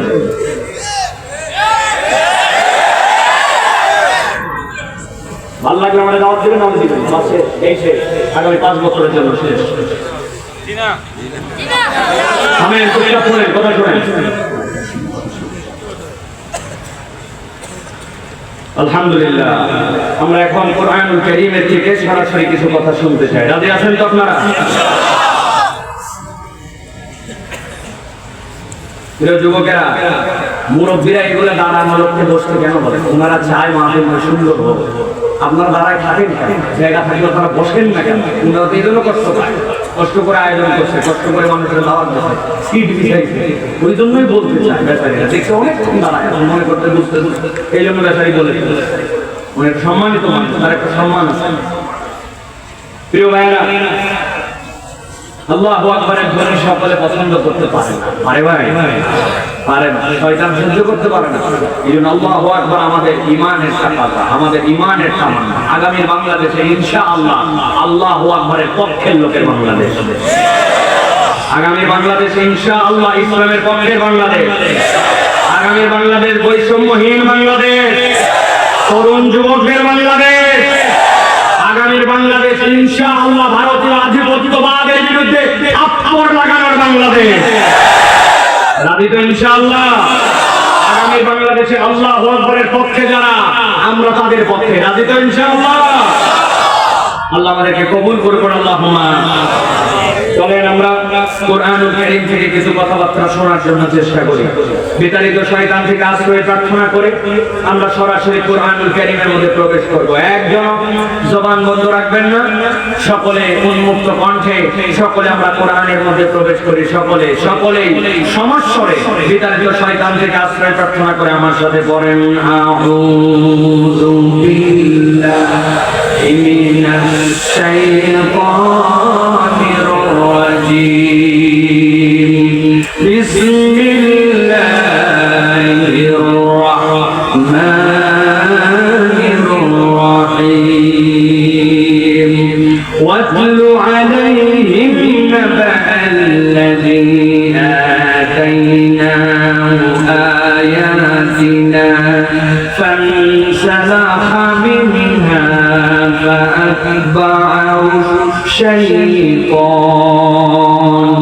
فأتبعه الشيطان فكان من الغاوين। আল্লাহ রাব্বুল আলামিন আপনার আমার হাবিব জনাবে মুহাম্মদুর রাসূলুল্লাহ সাল্লাল্লাহু আলাইহি ওয়াসাল্লামকে বলছেন, ও আমার হাবিব, আপনার প্রতি আমি আল্লাহ ওহী করতেছি, ওয়াতলু আলাইহিম, আপনি তেলাওয়াত করেন, নাবা আল্লাযী, এমন একটা ব্যক্তির সংবাদ, এমন একটা খবর, আল্লাযী, যাকে আতাইনাহু, আমার পক্ষ থেকে আয়াত দেওয়া হয়েছিল। আপনি খবরটা আপনি আপনার উম্মতের কাছে কিয়ামত পর্যন্ত দিয়ে যান। মুফাসসিররা বলছেন আল্লাহ কোরআনের 4 ধরনের আয়াতে কারিমা অবতীর্ণ করেছেন। আয়াতের শুরুটা যদিও সম্বোধনের দিক দিয়ে ইয়া আইয়ুহান নাস অথবা ইয়া আইয়ুহাল ইনসান অথবা ইয়া আইয়ুহান নবী অথবা কুল, আল্লাহ রাব্বুল আলামিন যে সম্বোধনগুলাই করেছেন, যদিও ডাক দিয়েছেন মানুষকে, মুমিনকে, নবীকে, অথবা বলেছেন হে নবী আপনি বলুন, যেখানে আল্লাহ যাই বলেন না কেন সরাসরি কোনো বান্দার প্রতি ওহী আসে না। ওই ওহীর প্রথম মুখাতেব জনাবে মুহাম্মদুর রাসূলুল্লাহ সাল্লাল্লাহু আলাইহি ওয়াসাল্লাম নবীজির মাধ্যম দিয়ে বার্তা পৌঁছাইছে, কিন্তু আল্লাহ রাব্বুল আলামিন কত আয়াতের শুরুতে বলেছেন ওয়াতলু, হে নবী আপনি তেলাওয়াত করেন। এটার কারণ কি? মুফাসসিররা ব্যাখ্যা করছেন, হযরত ইব্রাহিম আলাইহিস সালাম যখন খানায় কাবা নির্মাণ করলেন, নির্মাণ করার পর আল্লাহর কাছে ফরিয়াদ করলেন, ওয়া ইয ইয়ারফাউ ইব্রাহিমুল কওয়াইদা মিনাল বাইতি ওয়া ইসমাঈল রব্বানা তাকাব্বাল মিন্না ইন্নাকা আনতাস সামিউল আলিম। হে রব্বুল আলামিন, আমি আর ইসমাঈল মিলে খানায় কাবাকে উচ্চ করলাম, আপনি মেহেরবানি করে আমাদের পক্ষ থেকে কবুল করে নেন। তাফসীর কারকরা বলছেন এরপর ইব্রাহিম আলাইহিস সালাম যে দোয়া করেছেন, ওই দোয়াটা আল্লাহ তার হৃদয়ের মধ্যে ঢেলে দিয়েছিলেন। আল্লাহ নবী আল্লাহর কাছে ফরিয়াদ করলেন, আল্লাহ আপনি খানায় কাবা কবুল করেন, কিন্তু আল্লাহ বললেন এই খানায় কাবা আপনার মতো করে কবুল হবে না, এমন একটা দোয়া করেন ওই দোয়ার মাধ্যম দিয়ে একটা আবাদ করে খানায় কাবাকে কবুল করা হবে। ইব্রাহিম আলাইহিস সালাম দোয়া করলেন, রব্বানা ওয়াবা'আথ ফীহিম রাসূলাম মিনহুম ইয়াতলু আলাইহিম আয়াতিক ওয়া ইউযাক্কিহিম ওয়া ইউআল্লিমুহুমুল কিতাবা ওয়াল হিকমা। ও আল্লাহ, এমন একটা পয়গম্বর আপনি এখানে দেন। হযরত ইব্রাহিমের নাম ছিল খলিলুল্লাহ। দোয়া করতেছেন আল্লাহর কাছে, আমিন আমিন বলতেছেন জলিলুল্লাহ। দোয়া করা হচ্ছে বাইতুল্লাহ, যার ব্যাপারে দোয়া করা হচ্ছে তিনি হাবিবুল্লাহ, আর যিনি এই পুরো ম্যানেজমেন্টটা করে দোয়া কবুল করছেন তিনি হচ্ছেন স্বয়ং আল্লাহ। আল্লাহ এমন পয়গম্বর পাঠান যার চারটা কোয়ালিটি হবে, আয়াত তেলাওয়াত করবে, তাসকিয়াত করবে, কিতাব আর হিকমত শিক্ষা দিবে। আল্লাহ রাব্বুল আলামিন ইব্রাহিম আলাইহিস সালামের দোয়াকে কবুল করেছেন। ইব্রাহিম আলাইহিস সালামের দুই সন্তান, বড় ছেলের নাম ইসমাঈল, ছোট জন ইসহাক। ইসহাক আলাইহিস সালাম থেকে কত পয়গম্বর আল্লাহ ছাড়া কেউ বলতে পারে না, কিন্তু ইসমাঈল আলাইহিস সালাম থেকে মাত্র একজন পয়গম্বর, ইমামুল আম্বিয়া খাতামুন নবিয়্যিন, আপনার আমার রাসূল মুহাম্মদুর রাসূলুল্লাহ সাল্লাল্লাহু আলাইহি ওয়াসাল্লাম। আল্লাহ যে নবীকে ফরিয়াদ করেছিলেন, নবীজি বলছেন আমি ইব্রাহিম আলাইহিস সালামের দোয়ার ফসল। ওই যে বলেছিলেন ওয়াতলু আলাইহিম, আল্লাহ বলছেন নবী আপনাকে যে আয়াত দেওয়া হচ্ছে আপনিও তেলাওয়াত করেন। ওয়াতলু আলাইহিম নাবাআল্লাযী আতাইনাহু আয়াতিনা, এমন একটা লোককে আয়াত দেওয়া হয়েছিল যেটা আপনি জানান।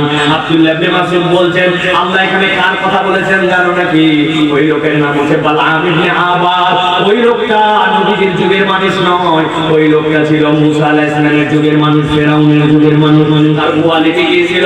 তার কোয়ালিটি ছিল আল্লাহর কাছে দোয়া করতে দেরি ওই লোকের কোন দোয়া আল্লাহর দপ্তর থেকে খালি হাতে ফেরত আসতো না। ফিরআউনের লোকজন এসে বলল সমাজে একটা লোক আসছে খুব ঝামেলা সৃষ্টি করতেছে, কি নাম মুসা, তার জন্য একটু তুমি বদদোয়া করে দাও আল্লাহ তাকে যেন ধ্বংস করে দেয়। সাথে সাথে সে বলল মুসার ব্যাপারে কতগুলা কথা তো আমিও শুনেছি। কি শুনেছো? যে বগলের মধ্যে এরকম করে হাত দেয়, সেই না বের পরে সাথে সাথে হাত দিয়ে আলো বের হয়, আবার যখন ঢুকায় আলো তখন বন্ধ হয়ে যায়।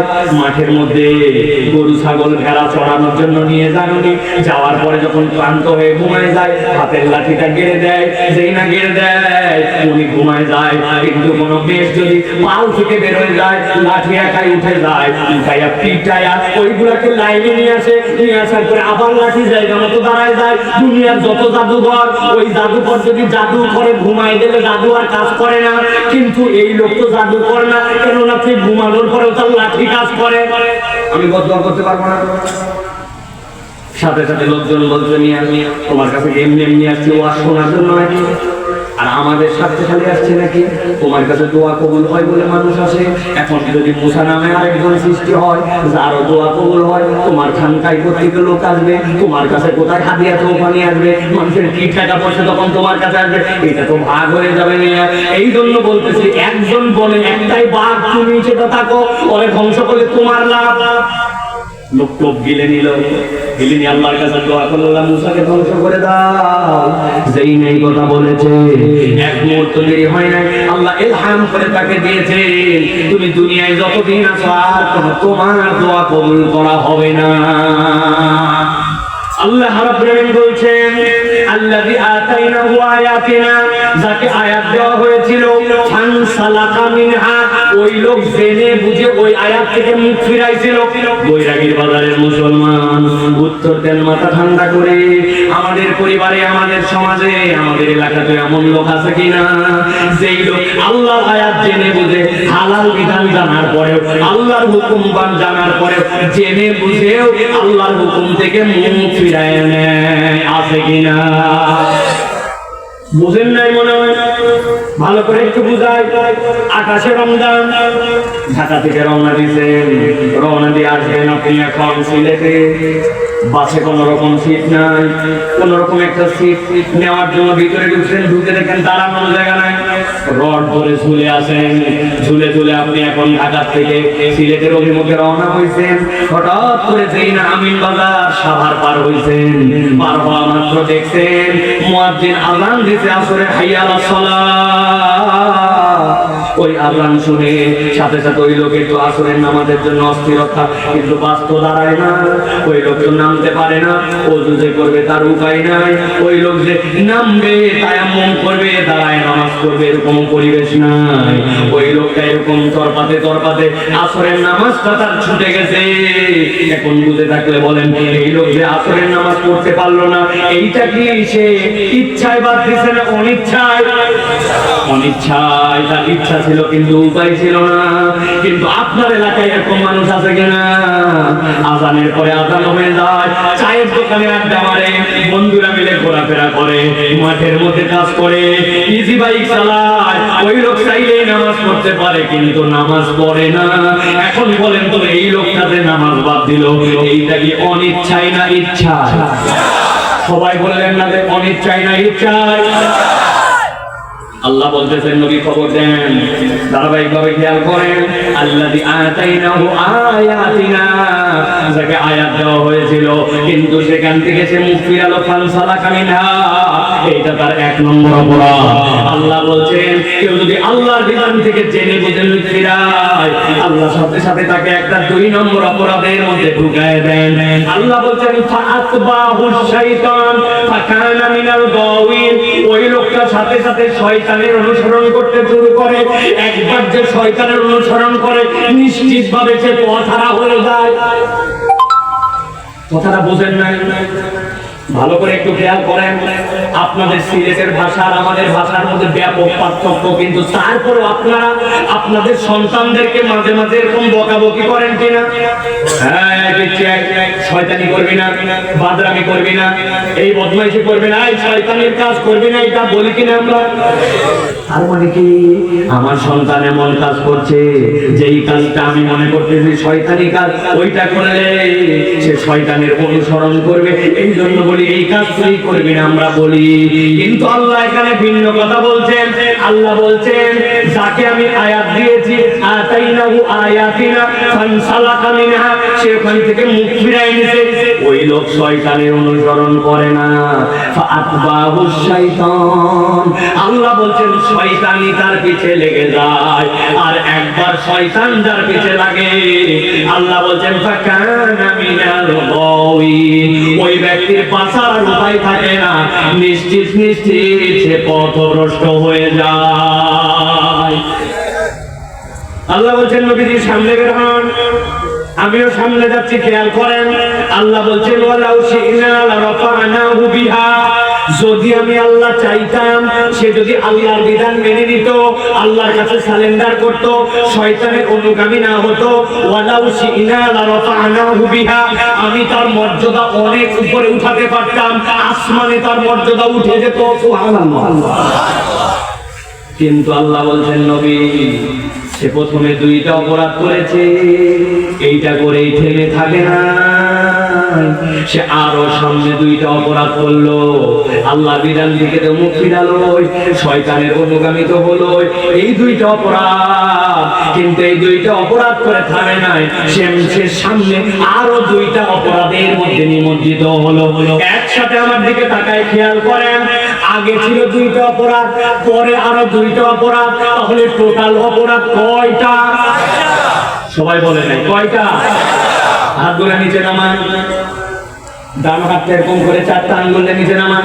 আমি জিজ্ঞাসা করবো টোটাল অপরাধ কয়টা? একসাথে হাত বের করে দেখাতে হবে 4টা। বলেন টোটাল অপরাধ তাহলে কয়টা? সব হাত ওঠে না। আরেকটা চান্স দেবো, হাত নামান। ওই যে বাহিরে সাদা পাঞ্জাবি পরে আমার চাচা, হবে না? হাত উঠাতে হবে আপনাকে, ভালো করে রেডি হয়ে বলেন তাহলে টোটাল অপরাধ কয়টা? আরেকটা চান্স, শেষ চান্স এটা, টোটাল অপরাধ কয়টা? মাশাআল্লাহ, অনেকেই চিন্তা করছে কি এক হুজুর আনছে, হাত তোলো হে করো শেষ। তাই না ভাই? এটার কারণ আছে, আমাদের অধিকাংশ ওয়াজ এখন বাড়িতে যায় না।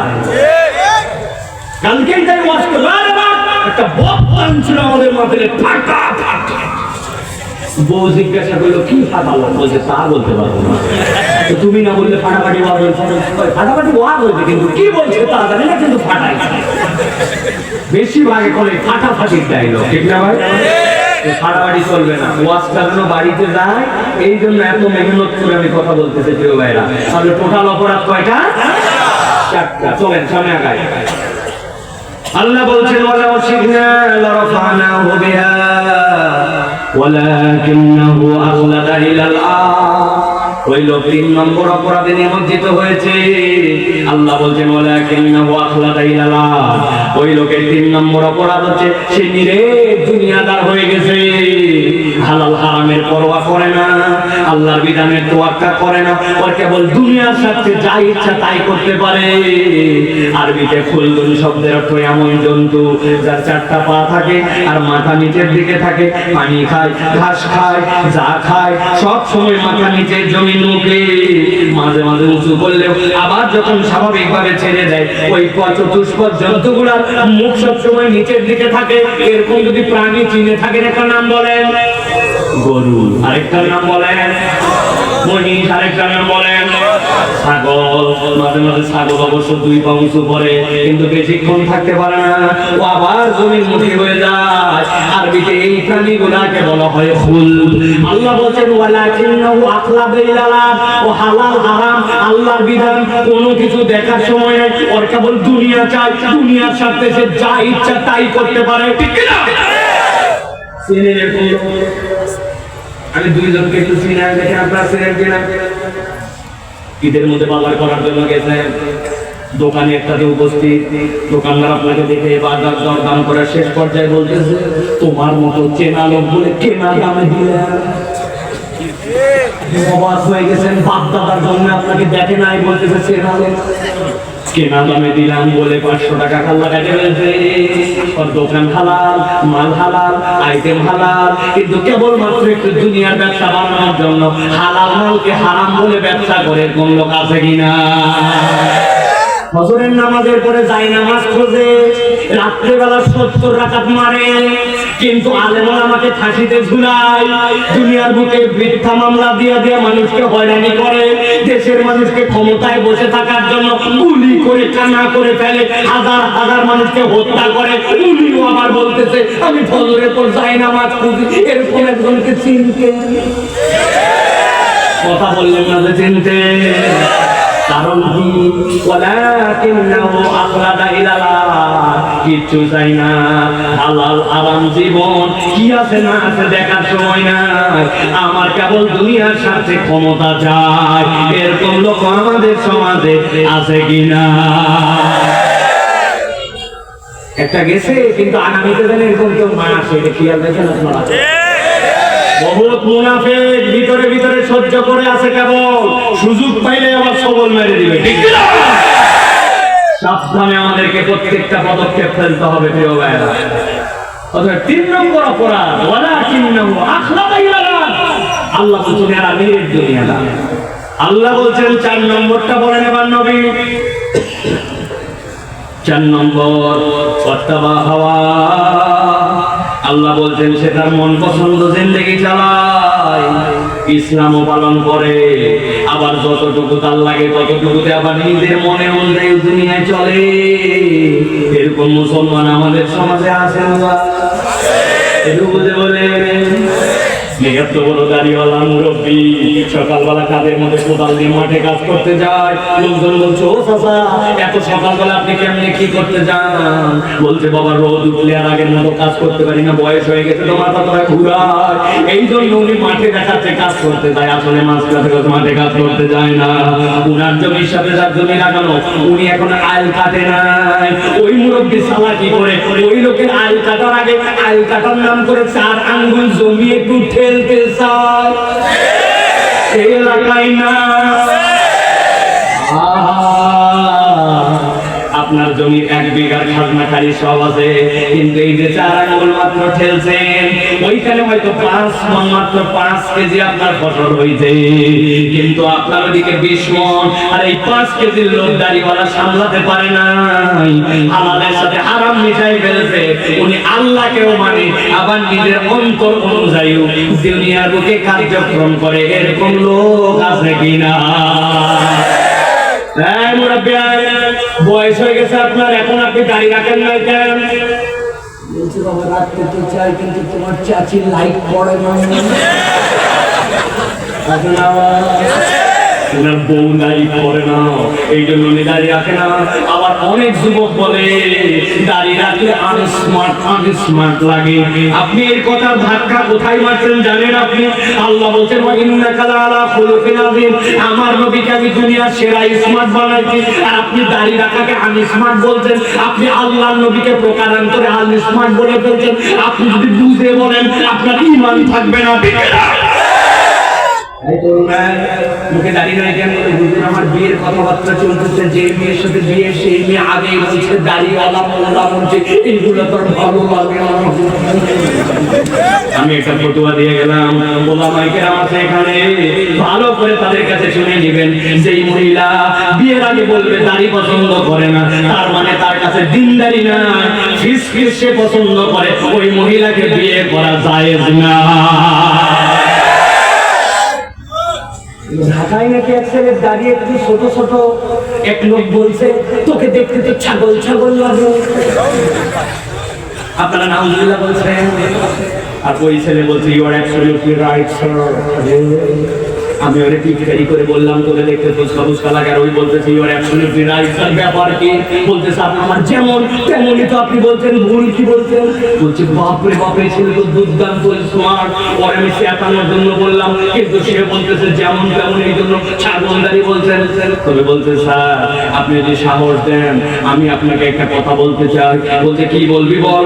তোর আবার সাহসের কি আছে? তুই যেই স্মার্ট ছেলে। বলছে, স্যার আমার দাড়ি ছাগল ছাগল, এই জন্য আপনি বলছেন ছাগলদারি। কথা ঠিক, আমার যেমন দেখতে তেমনই বলছেন, তবে আপনাকে দেখলে আমার অবশ্য কুতকুতা কুত্তা মনে হয়। কুত্তার মুখে দাঁড়িয়ে আছে তো?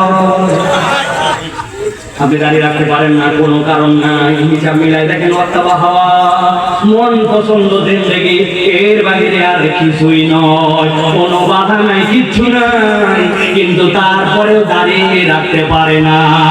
ঠিক না? বহু মুরব্বী এখানে আছে, জোরে জোরে ঠিক বলতেছে, কিন্তু ছেলে আর মেয়ের মধ্যে যায় দেখেন, উনি বেইনসাফ করছে। ছেলেকে যে পরিমাণ সম্পদ দিতে, মেয়েকে ওইটা দেয় না। হজে যাওয়ার আগে গরু খাওয়াইছে, আপনাদের এলাকায় খাওয়ায় নাকি? বগরি বাবা জিও খাওয়া, গরু টরু খাওয়ায় খাওয়ায় এলাকার লোকের বিদায় নিয়েছে।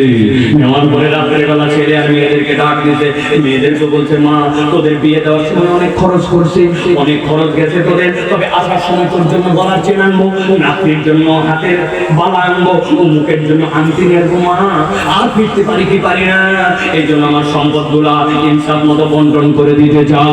20 বিঘা জমি, 2 ছেলে 2 মেয়ে, 2 মেয়েকে কৌশলে ফুসলায়া ফাসলায়া 3 বিঘা জমি দিয়া বাকি 17 বিঘা সবগুলা দিছে ছেলেদেরকে দিয়ে হাজী সাহেব মক্কায় চলে গেছে। মেয়েরা মনে কষ্ট, কিন্তু বাপের বিপক্ষে কিছু বলতে পারে না। মক্কা শরীফ হাজী সাহেব যায়, খানায় কাবা দেখার পরে সকলের আবেগ হয়, উনারও আবেগ। উনি খানায় কাবা দেখে কান্নায় ভেঙে পড়েছে। লোকজন চিন্তা করছে সব লোকই কান্দে, কিন্তু এইভাবে এত বেশি কান্দে কেন? ওর সাথে শরীক হয়ে দোয়ায়, শরীক হইতে দেখে দোয়া করতে, আল্লাহ আসার আগে আল্লাহ ছেলে মেয়েদেরকে দান দিয়েছিলাম, একটু ভুল করে ফেলছে আল্লাহ। 20 বিঘা জমি ছিল, মেয়েদেরকে একটু 3 বিঘা দিয়ে 17 বিঘা ছেলেদেরকে দিয়েছি। আল্লাহ ভুল হয়ে গেছে, খানায় কাবায়াতে সব গুনাহ মাফ হয়, মেহেরবানি করে তুমি আমার এই গুনাহ মাফ করে দে। বুঝে থাকলে বলেন, পান্নার হক নষ্ট করে খানায় খাওয়ায় যায় যদি আপনি দোয়া করেন, ওই দোয়াটি আল্লাহর কাছে কবুল হবে। এটা কেউ আপনাকে করতে বলে নাই। ওয়াত্তাবা হাওয়া, আপনি আপনার দিল অনুসরণ করেছেন, আপনার মন যা চাইছে আপনি হদও করছেন আল্লাহর উদ্দেশ্যে, আবার আপনার দিল চাইছে আপনি ইচ্ছা মতো বেইনসাফ করতেন। এরকম মুসলমান আছে কিনা? রাস্তার টাকা খাই ফেললো, রাস্তার পিস খেয়ে ফেললো, দেশের টাকা বিদেশে পাচার করে দিল, ব্যাংকে হওয়া করে দিল, রেমিটেন্সে আপনারা দেশে টাকা পাঠালেন, ওই টাকায় খানা নাই, উনি আবার উল্টা বাড়ি কিনে ফেললো। আর সুযোগ বুঝে চুপ করে দেশের বাহিরে চলে গেল, উনি বেঁচে গেল, উনি বেঁচে গেল। এখন তো ধরা খাওয়া শুরু হয় না, আইনা ধরা জায়গা মতো হবে, ঠিক না? এই জন্য প্রিয় ভাইরা ভালো করে বোঝেন, অথবা হাওয়া যেন না হয়। আল্লাহ মানে আমার নিজের জীবন মতো আমার জীবন চালায়। আপনাদের বৈরাগীর বাজার, সিলেট এই অঞ্চলে বিয়ে শাদী হয় ভাই, আপনারা কি ঘুমাই গেছেন? যারা বাইরে আছেন ঘুমাই গেছেন?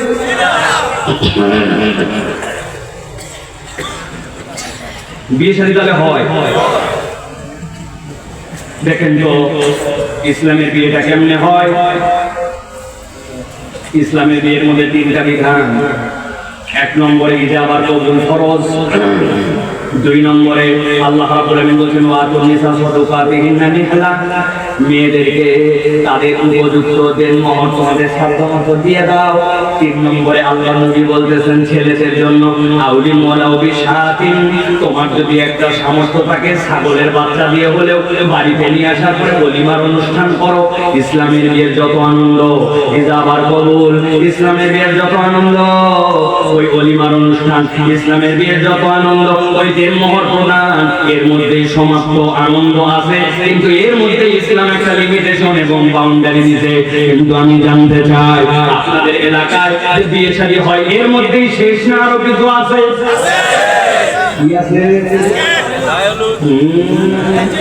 7 দিন আগে মেহেদি সন্ধ্যা, 3 দিন আগে হলুদ সন্ধ্যা, 2 দিন আগে পার্টি সন্ধ্যা, এরপরে 10 দিন আগে থেকে এলাকার সবচেয়ে ভালো ভালো ডেক বক্স নিয়ে যায় বাড়ির সাথে আশপাশে লাগাই দিয়া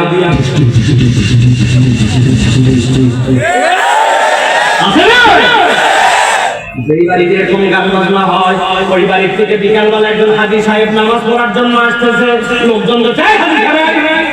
আপনার বাড়িতে এত গান বাজনা, এত হইচই, এত ধরনের ডিস্কি ডিস্কি, এইগুলো এলাকাবাসী অস্থির হয়ে গেল। আপনি একটা হাজী সাহেব মানুষ, বলতে তোরও বেটি আছে, তোর পুরি নাই, পুরি আছে তোমার, বিয়ে দেওয়া লাগবে। আমি কি করতে চাইছি নাকি? নাতি নাতিরা করছে, এলাকাবাসীর ডিমান্ড, ছেলেরা একটু করে, এখন একটু পড়াই লাগে, রাত করিস না, একটা দিন চল নামাজ পড়ে আসি। আছে কিনা? তাহলে হাজী সাহেব আল্লাহকে মেনে হজ করলো, নামাজ পড়ার জন্য মসজিদে যায়, আবার এলাকাতেও ইলাহ বানাইছে, নাতি নাতি কেউ ইলাহ বানাইছে, এলাকার আচার আচরণ যেটা ওইটাকেও মনে করছে একটু পড়া লাগে, তাহলে ওয়াত্তাবা হাওয়া, আল্লাহকেও মানছে, আবার নিজের মন পছন্দ জিন্দেগিও চালাইছে। এইরকম মুসলমান আছে কিনা? আছে? আল্লাহ রাব্বুল আলামিন বলছেন, কথা সংক্ষেপ, বলতে থাকলে অনেক বলা যায়, বোঝার জন্য এইটুকুই যথেষ্ট, ভালো করে শোনেন। আল্লাহ বলছেন তাহলে তোমাদের 4টা অপরাধ। 1 নম্বরে আল্লাযী আতাইনাহু আয়াতিনা, আয়াত দিয়েছি, ফানসালাখা মিনহা, মুখস্থ করেন, সেখান থেকে এসে মুখ ফিরাই নিল। 2 নম্বর ফাতবাহু শাইতান, শয়তানের অনুগামী হয়ে গেল। 3 নম্বরে আল্লাহ রাব্বুল আলামিন বলছেন ওয়ালাকিন্না ওয়াখলাদা ইলাল আরদ, নিরেট দুনিয়াদার হয়ে গেল। হালাল হারাম চিনে না, সত্য মিথ্যার পরোয়া করে না, আল্লাহ রাব্বুল আলামিনের বাউন্ডারিকে কোনো গুরুত্ব দেয় না।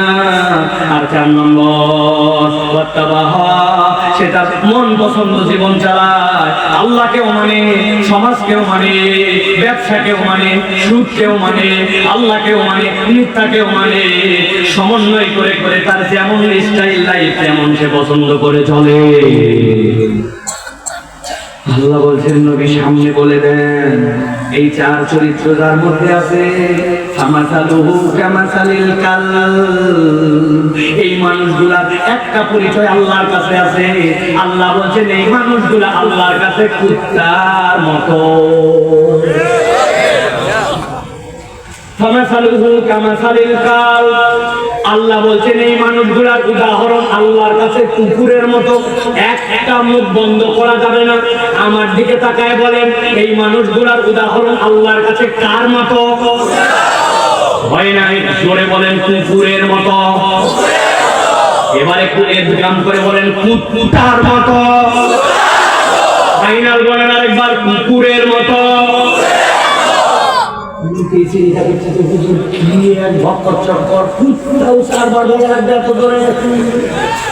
কারণ আছে, আমি যে বলছি আপনাকে, আমি যখন জোরে কিছু বলতে বলবো তার মানে বুঝবেন এর মধ্যে কোনো কাহিনী আছে। এখানে অনেকেই ভাবতেছে এই 4 অপরাধ যার মধ্যে আছে, আল্লাহ বলছে সে কুকুরের মতো, তার মানে কুত্তা একটা খারাপ সৃষ্টি, কুত্তা একটা বাজে প্রাণী, কুত্তা একটা নিকৃষ্ট সৃষ্টি, আল্লাহর একটা বেনামি সৃষ্টি, কুত্তা একটা নাপাক সৃষ্টি। এই জন্য আল্লাহ কুকুরের সাথে উদাহরণ দিতে। তাই জিনা জিনা, আমি আমার ভাষা অনেক সময় বলি, দুনিয়াতে অনেক মানুষের থেকেও কুকুর অনেক সময় কৃতজ্ঞ, অনেক মানুষের থেকেও কুকুর অনেক সময় বিশ্বস্ত। ঠিক না? আপনি ঠিক বলছেন, আপনার কাছে প্রমাণ নেই, আমার কাছে প্রমাণ আছে। আমি আমার বাসার নিচে একদিন চা খাওয়ার জন্য নামছি, চায়ের মগ হাতে নিছি, নেওয়ার পরে আমার একটা বদ অভ্যাস আছে, আপনাদের আছে কিনা জানি না, আমি শুধু শুধু চা পছন্দ করি না, চায়ের মধ্যে কিছু না কিছু একটা সুবায় খাওয়া লাগে। সিলেটের মানুষ এখানে কি বলেন না, বিস্কুট না, সুবানোরে কি বলেন,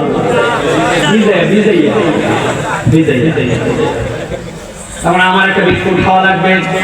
উপর দিকে তাকাইছি দোকানে, তাকায় দেখে একটা এনার্জি বিস্কুট 5 টাকা দাম। কয় পিস থাকে? 3 আর 3, 1 পিস কমাই দিছে। এত বড় বড় একটা চিপসের প্যাকেট খালি ঝনঝন করে, ভিতরে মাল নাই। ঠিক না? আমার জানার কথা ভাই, চিপসকে কি জন্য অক্সিজেন দিয়ে রাখা লাগে তো বুঝলাম না। মাছ নয় অক্সিজেন দিয়ে বাঁচার লাগাতে চিপস অক্সিজেন দেন, আসলে অক্সিজেন দেয় না, পানি দেয়। ঠিক না? বিস্কুট একটা নামাইছি, নামাই এখন বিস্কুট খুলে কেবল আপনি ভিজাইছি, ভিজাইছেই না মুখে দিব, খুব সেটা লোকসানি উদয় হয়েছে। আচ্ছা বলছে, সাইদুল্লাহ ভাই অনেকদিন আপনাকে দেখি মোবাইলে, আজকে আপনাকে ডাইরেক্ট দেখলাম, আপনি কি সেই ভাই? আমার তো হাত পা ভাই ঠান্ডা হয়ে গেছে। আমি বললাম, ও ভাই উত্তেজিত তো অনেক হয়েছেন, কিন্তু এখন পর্যন্ত তো আমার সালাম দেন নাই। বলছে, ও ভুলে গেছি, আসসালামু আলাইকুম। ওই লোক অনেক সময় আপন ভালোবাসা, এরকম হুজুর, এরকম ভালোবাসার লোক পাইলে মানুষ এক্সাইটেড হয়ে যায়। ঠিক না? ওই লোক যখন আমি বললাম, ভাই আমার পাশে বসে চা খান অন্তত, তারপরে আপনার সাথে ছবি তোলা হবে, কথা বলা হবে। এই যে ওই লোক আসলো আর উত্তেজনা ছড়ায়া, আমার চায়ের মধ্যে বিস্কুট ভিজানো আছে, 10 সেকেন্ড পার হয়ে গেছে। এখন আমি বিস্কুট তুলে যেই না মুখে দিতে যাবো, দেখি বিস্কুট অ্যাক্সিডেন্ট করছে। বিস্কুট অ্যাক্সিডেন্ট করে যেই না নিচে পড়ছে, ডান পাশে ওই জায়গায় দিকে একটা কুকুর বসা ছিল, ওই কুকুর মাথা নিচু করে লেজ ডাউন দিয়া এরকম এরকম করতে করতে আমার পায়ের কাছে চলে আসছে। আমি যেই না পা সরাই নিছি, দেখি মুখ নামায় দিয়া কুত্তার সাথে সাথে 3 টান দিয়ে দেখি কুত্তার বিস্কুট খাওয়া শেষ। ওই দিনের মতো আমার বিস্কুট খাওয়া শেষ, চা খাওয়া শেষ, চলে গেছি। পরের দিন আবার ওই দোকানে আসছি, আসার পরে যেই না চা খাওয়ার জন্য বসেছি, চা খাওয়ার জন্য বসা মাত্র দেখি বুক থেকে একটা কুকুর আসছে, মাথা নিচু করে লেজ ডাউন দিয়া এরকম এরকম করতে করতে আমার কাছে আসে। আমি দোকানদার করলাম, তাড়াতাড়ি একটাই গুছালাম, নামাজ পড়তে যাবো, মুখের লালা যদি লাগে মুসিবত, গা ভেজা ভেজা দেখা যাচ্ছে, যদি গায়ের ভেজা লাগে না পাকাবে ছড়ান। ডিস্টার্ব মনে করেন না, এই কুত্তা আপনাকে জ্বালাতে আসে না। গতকালকে ওরে যে আপনি বিস্কুট খাওয়াইছিলেন, তাকায় দেখেন লেজ নামায় দিয়া, মাথা নিচু করে কানগুলা সামনে দিয়া আপনাকে আজকে ধন্যবাদ দিতে আর কৃতজ্ঞতা দিতে আসছে। দেখেন আমি আপনার কাছে জিজ্ঞাসা করি বৈরাগীর বাজারে ভাইরা, একটু মাথা কাটায় বুদ্ধি থাকলে মনে থাকলে উত্তর দেন। যেই বিস্কুট গতকালকে ওই কুকুর খাইয়া আমাকে আজকে কৃতজ্ঞতা জানাতে আসছে, ওই বিস্কুটটা কি গতকালকে আমি ওই কুকুরকে খাওয়াইছিলাম না বিস্কুট পড়ে গেছিল? যেই বিস্কুট খায় কৃতজ্ঞতা জানাতে আসছে, বুঝে থাকলে বলেন ওই বিস্কুট খাওয়াইছিলাম নাকি বিস্কুট অ্যাক্সিডেন্ট করছিল? একটা পরে দেওয়া বিস্কুট খেয়ে 24 ঘন্টা পরে কুকুর কৃতজ্ঞতা জানাতে আসে। কিন্তু আপনি অনেক মানুষ খুঁজে পাবেন বিপদে আগায় গেছেন, টাকা হাওলাত দিতেন, যখন কেউ চিনত না আপনি তাকে আগায় দিতেন, তাকে সামনে বেরিয়ে দেওয়ার জন্য আপনি আপনার সাধ্যের মতো চেষ্টা করছেন। এখন আপনার প্রয়োজন, সে একটু বড় হয়েছে, আপনার টাকা দেয় না, আপনার একটু হাওলাত দরকার, আপনাকে চেনে না, আপনার একটু সহযোগিতা দরকার, আপনার পাশে দাঁড়ায় না, দাঁড়াই না। আগের বিনিময়ে সুযোগ পাইলে আপনাকে সে বাঁশ দিতেও ছাড়ে না। আপনি ভাই আল্লাহ বললেন ফামাসালুহু কামাসালিল কালব, ওই মানুষটার চারটা অপরাধ তার উদাহরণ কুকুরের মতো। আল্লাহ বলছেন নবী কেন কুকুরের কথা বললাম বলে দেন। আল্লাহ নবী বলছেন আয়াত আসলো ইন তাহমিল আলাইহি আলহাজ আও তাতরুকুহু ইয়ালহাজ যালিকা মাসালুল কওমিল্লাযীনা কাযযাবু বিআয়াতিনা। আল্লাহ বলছেন নবী বলে দেন কুকুরের কথা এই জন্য বলা হয়েছে, কুকুরের পিঠে তোমরা বোঝা চাপাও না, কিন্তু কুকুরকে যদি বোঝা দাও অথবা যদি বোঝা না দাও, আল্লাহ বলছেন ইয়ালহাজ, সে হাঁপাতেই থাকবে। আরবিতে লাহসুন শব্দের অর্থ জিহ্বা বের করে পিপাসার্ত হয়ে পানি খাওয়ার জন্য যে চেষ্টা করা, ওইটা কুকুর শীতেও একই রকম করে, গরমেও একই রকম করে, দাবরানি দিলেও করে, স্বাভাবিকভাবেও করে। কুকুর সব সময় অস্থির আর জিহ্বা বের করে থাকে। আল্লাহ বলছেন আমার কোন বান্দা যদি জেনে বুঝে আল্লাহর আয়াত থেকে মুখ ফিরায় আর দুনিয়াতে শয়তানের অনুগামী হয়, যদি নিরেট দুনিয়াদার হয়, আল্লাহর হুকুমকে তোয়াক্কা না করে আল্লাহ মানে সমাজ মানে, এই চার অপরাধ যার মধ্যে থাকবে, আল্লাহ তার দুনিয়া আখিরাতের জিন্দেগিটা কুকুরের মতো অস্থির আর কুকুরের মতো অশান্ত বানায়া দিবে। প্রিয় মুসলমান, ভালো করে ভেবে দেখেন, ইনক্লুডিং মি, আমাদের জীবনে এখন স্থিরতা নাই, খালি অস্থিরতা, ঠিক না? আরো চাই, কেন চাই তাও জানি না। এক লোক বাংলাদেশে 57,000 কোটি টাকা পাচার করছে। এক মানুষের জীবনে কয় টাকা লাগে ভাই? অথচ ব্যাংকের থেকে নানান জায়গা থেকে এক ব্যক্তি 57,000 টাকা উদ্ধার করে দিল, দেশের শেষ করে দিল। আল্লাহ রাব্বুল আলামিন বলছেন ওই লোকের তৃপ্তি হবে না, কেননা তার অন্তরের মধ্যে ওই চারটা অপরাধের স্থায়িত্ব তার মধ্যে ধারণ করেছে।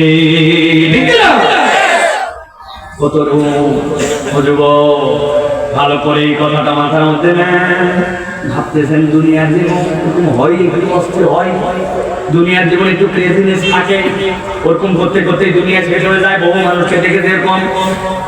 কিন্তু ভাই আমি যে কথা বলার জন্য আপনাকে বলতে চাই, আল্লাহর সৃষ্টি তিন ধরনের, ক্ষণস্থায়ী, দীর্ঘস্থায়ী, চিরস্থায়ী।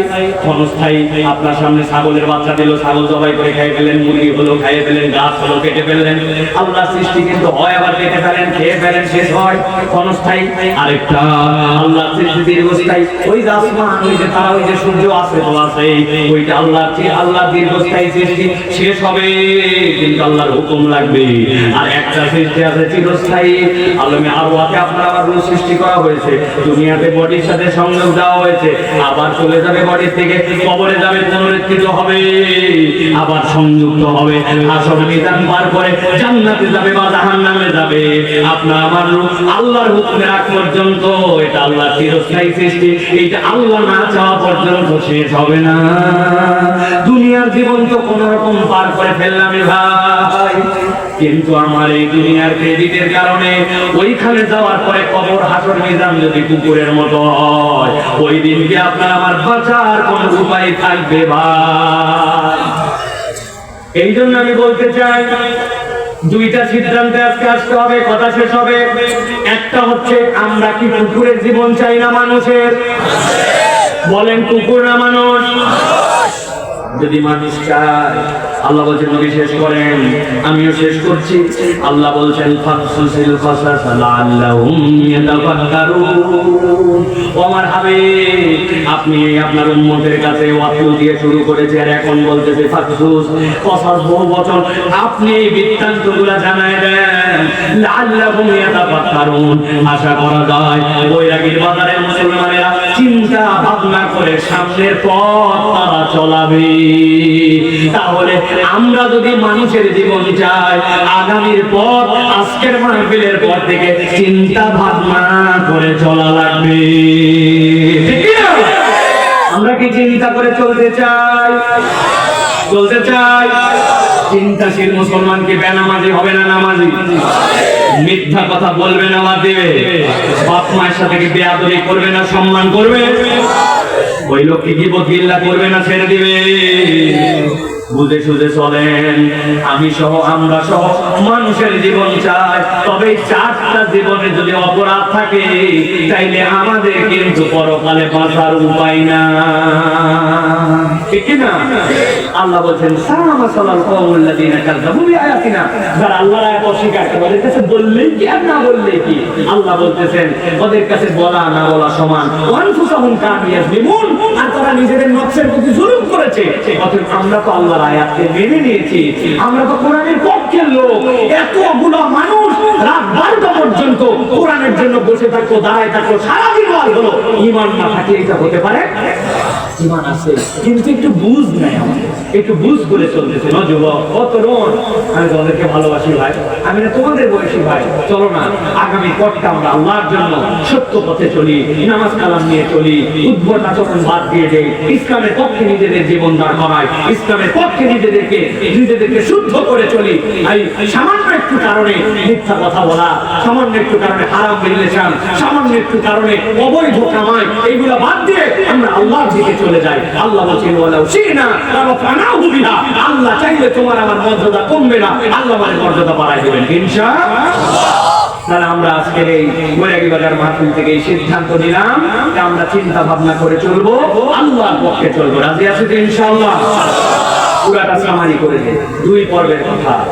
যুগে যুগে জাহালিয়াত থাকবে, জাহালত থাকবে, কিন্তু এটা কোরআনের আইন, কোরআনের সংবিধান, কোরআনের বাস্তবায়ন, কোরআনের নীতি নৈতিকতা ছাড়া, আল্লাহকে চেনার বিদ্যা ছাড়া পরিবর্তন করা সম্ভব নয়। ঠিক না? আর দ্বিতীয় চ্যাপ্টারে বলেছি, আল্লাহ আয়াত অস্বীকার করা, শয়তানের অনুগামী হওয়া, মন পছন্দ জিন্দেগি এবং নিরেট দুনিয়াটা, এই চরিত্র থেকে বাদ দিলে আল্লাহ আমাদেরকে মানুষের চরিত্রে জান্নাতে ঢুকাই দিবেন। আল্লাহ আমাদেরকে কবুল করেন, বলেন আল্লাহুম্মা আমিন। আল্লাহ আমাদের আশা আশাকে কবুল করেন, বলেন আল্লাহুম্মা আমিন। আজকের আয়োজনে যাবতীয় ব্যয়ভার, যাবতীয় যত পদক্ষেপ নেওয়া হয়েছে, আল্লাহ সব পদক্ষেপে যেন আমাদেরকে বারাকা দান করেন, বলেন আল্লাহুম্মা আমিন। হাযা মা ইনদি ওয়াল ইলমু ইনদাল্লাহ। সুবহানাকাল্লাহুম্মা বিহামদিকা আশহাদু আল লা ইলাহা ইল্লা আনতা আস্তাগফিরুকা ওয়া আতুবু ইলাইক। আসসালামু আলাইকুম ওয়া রাহমাতুল্লাহি ওয়া বারাকাতুহু।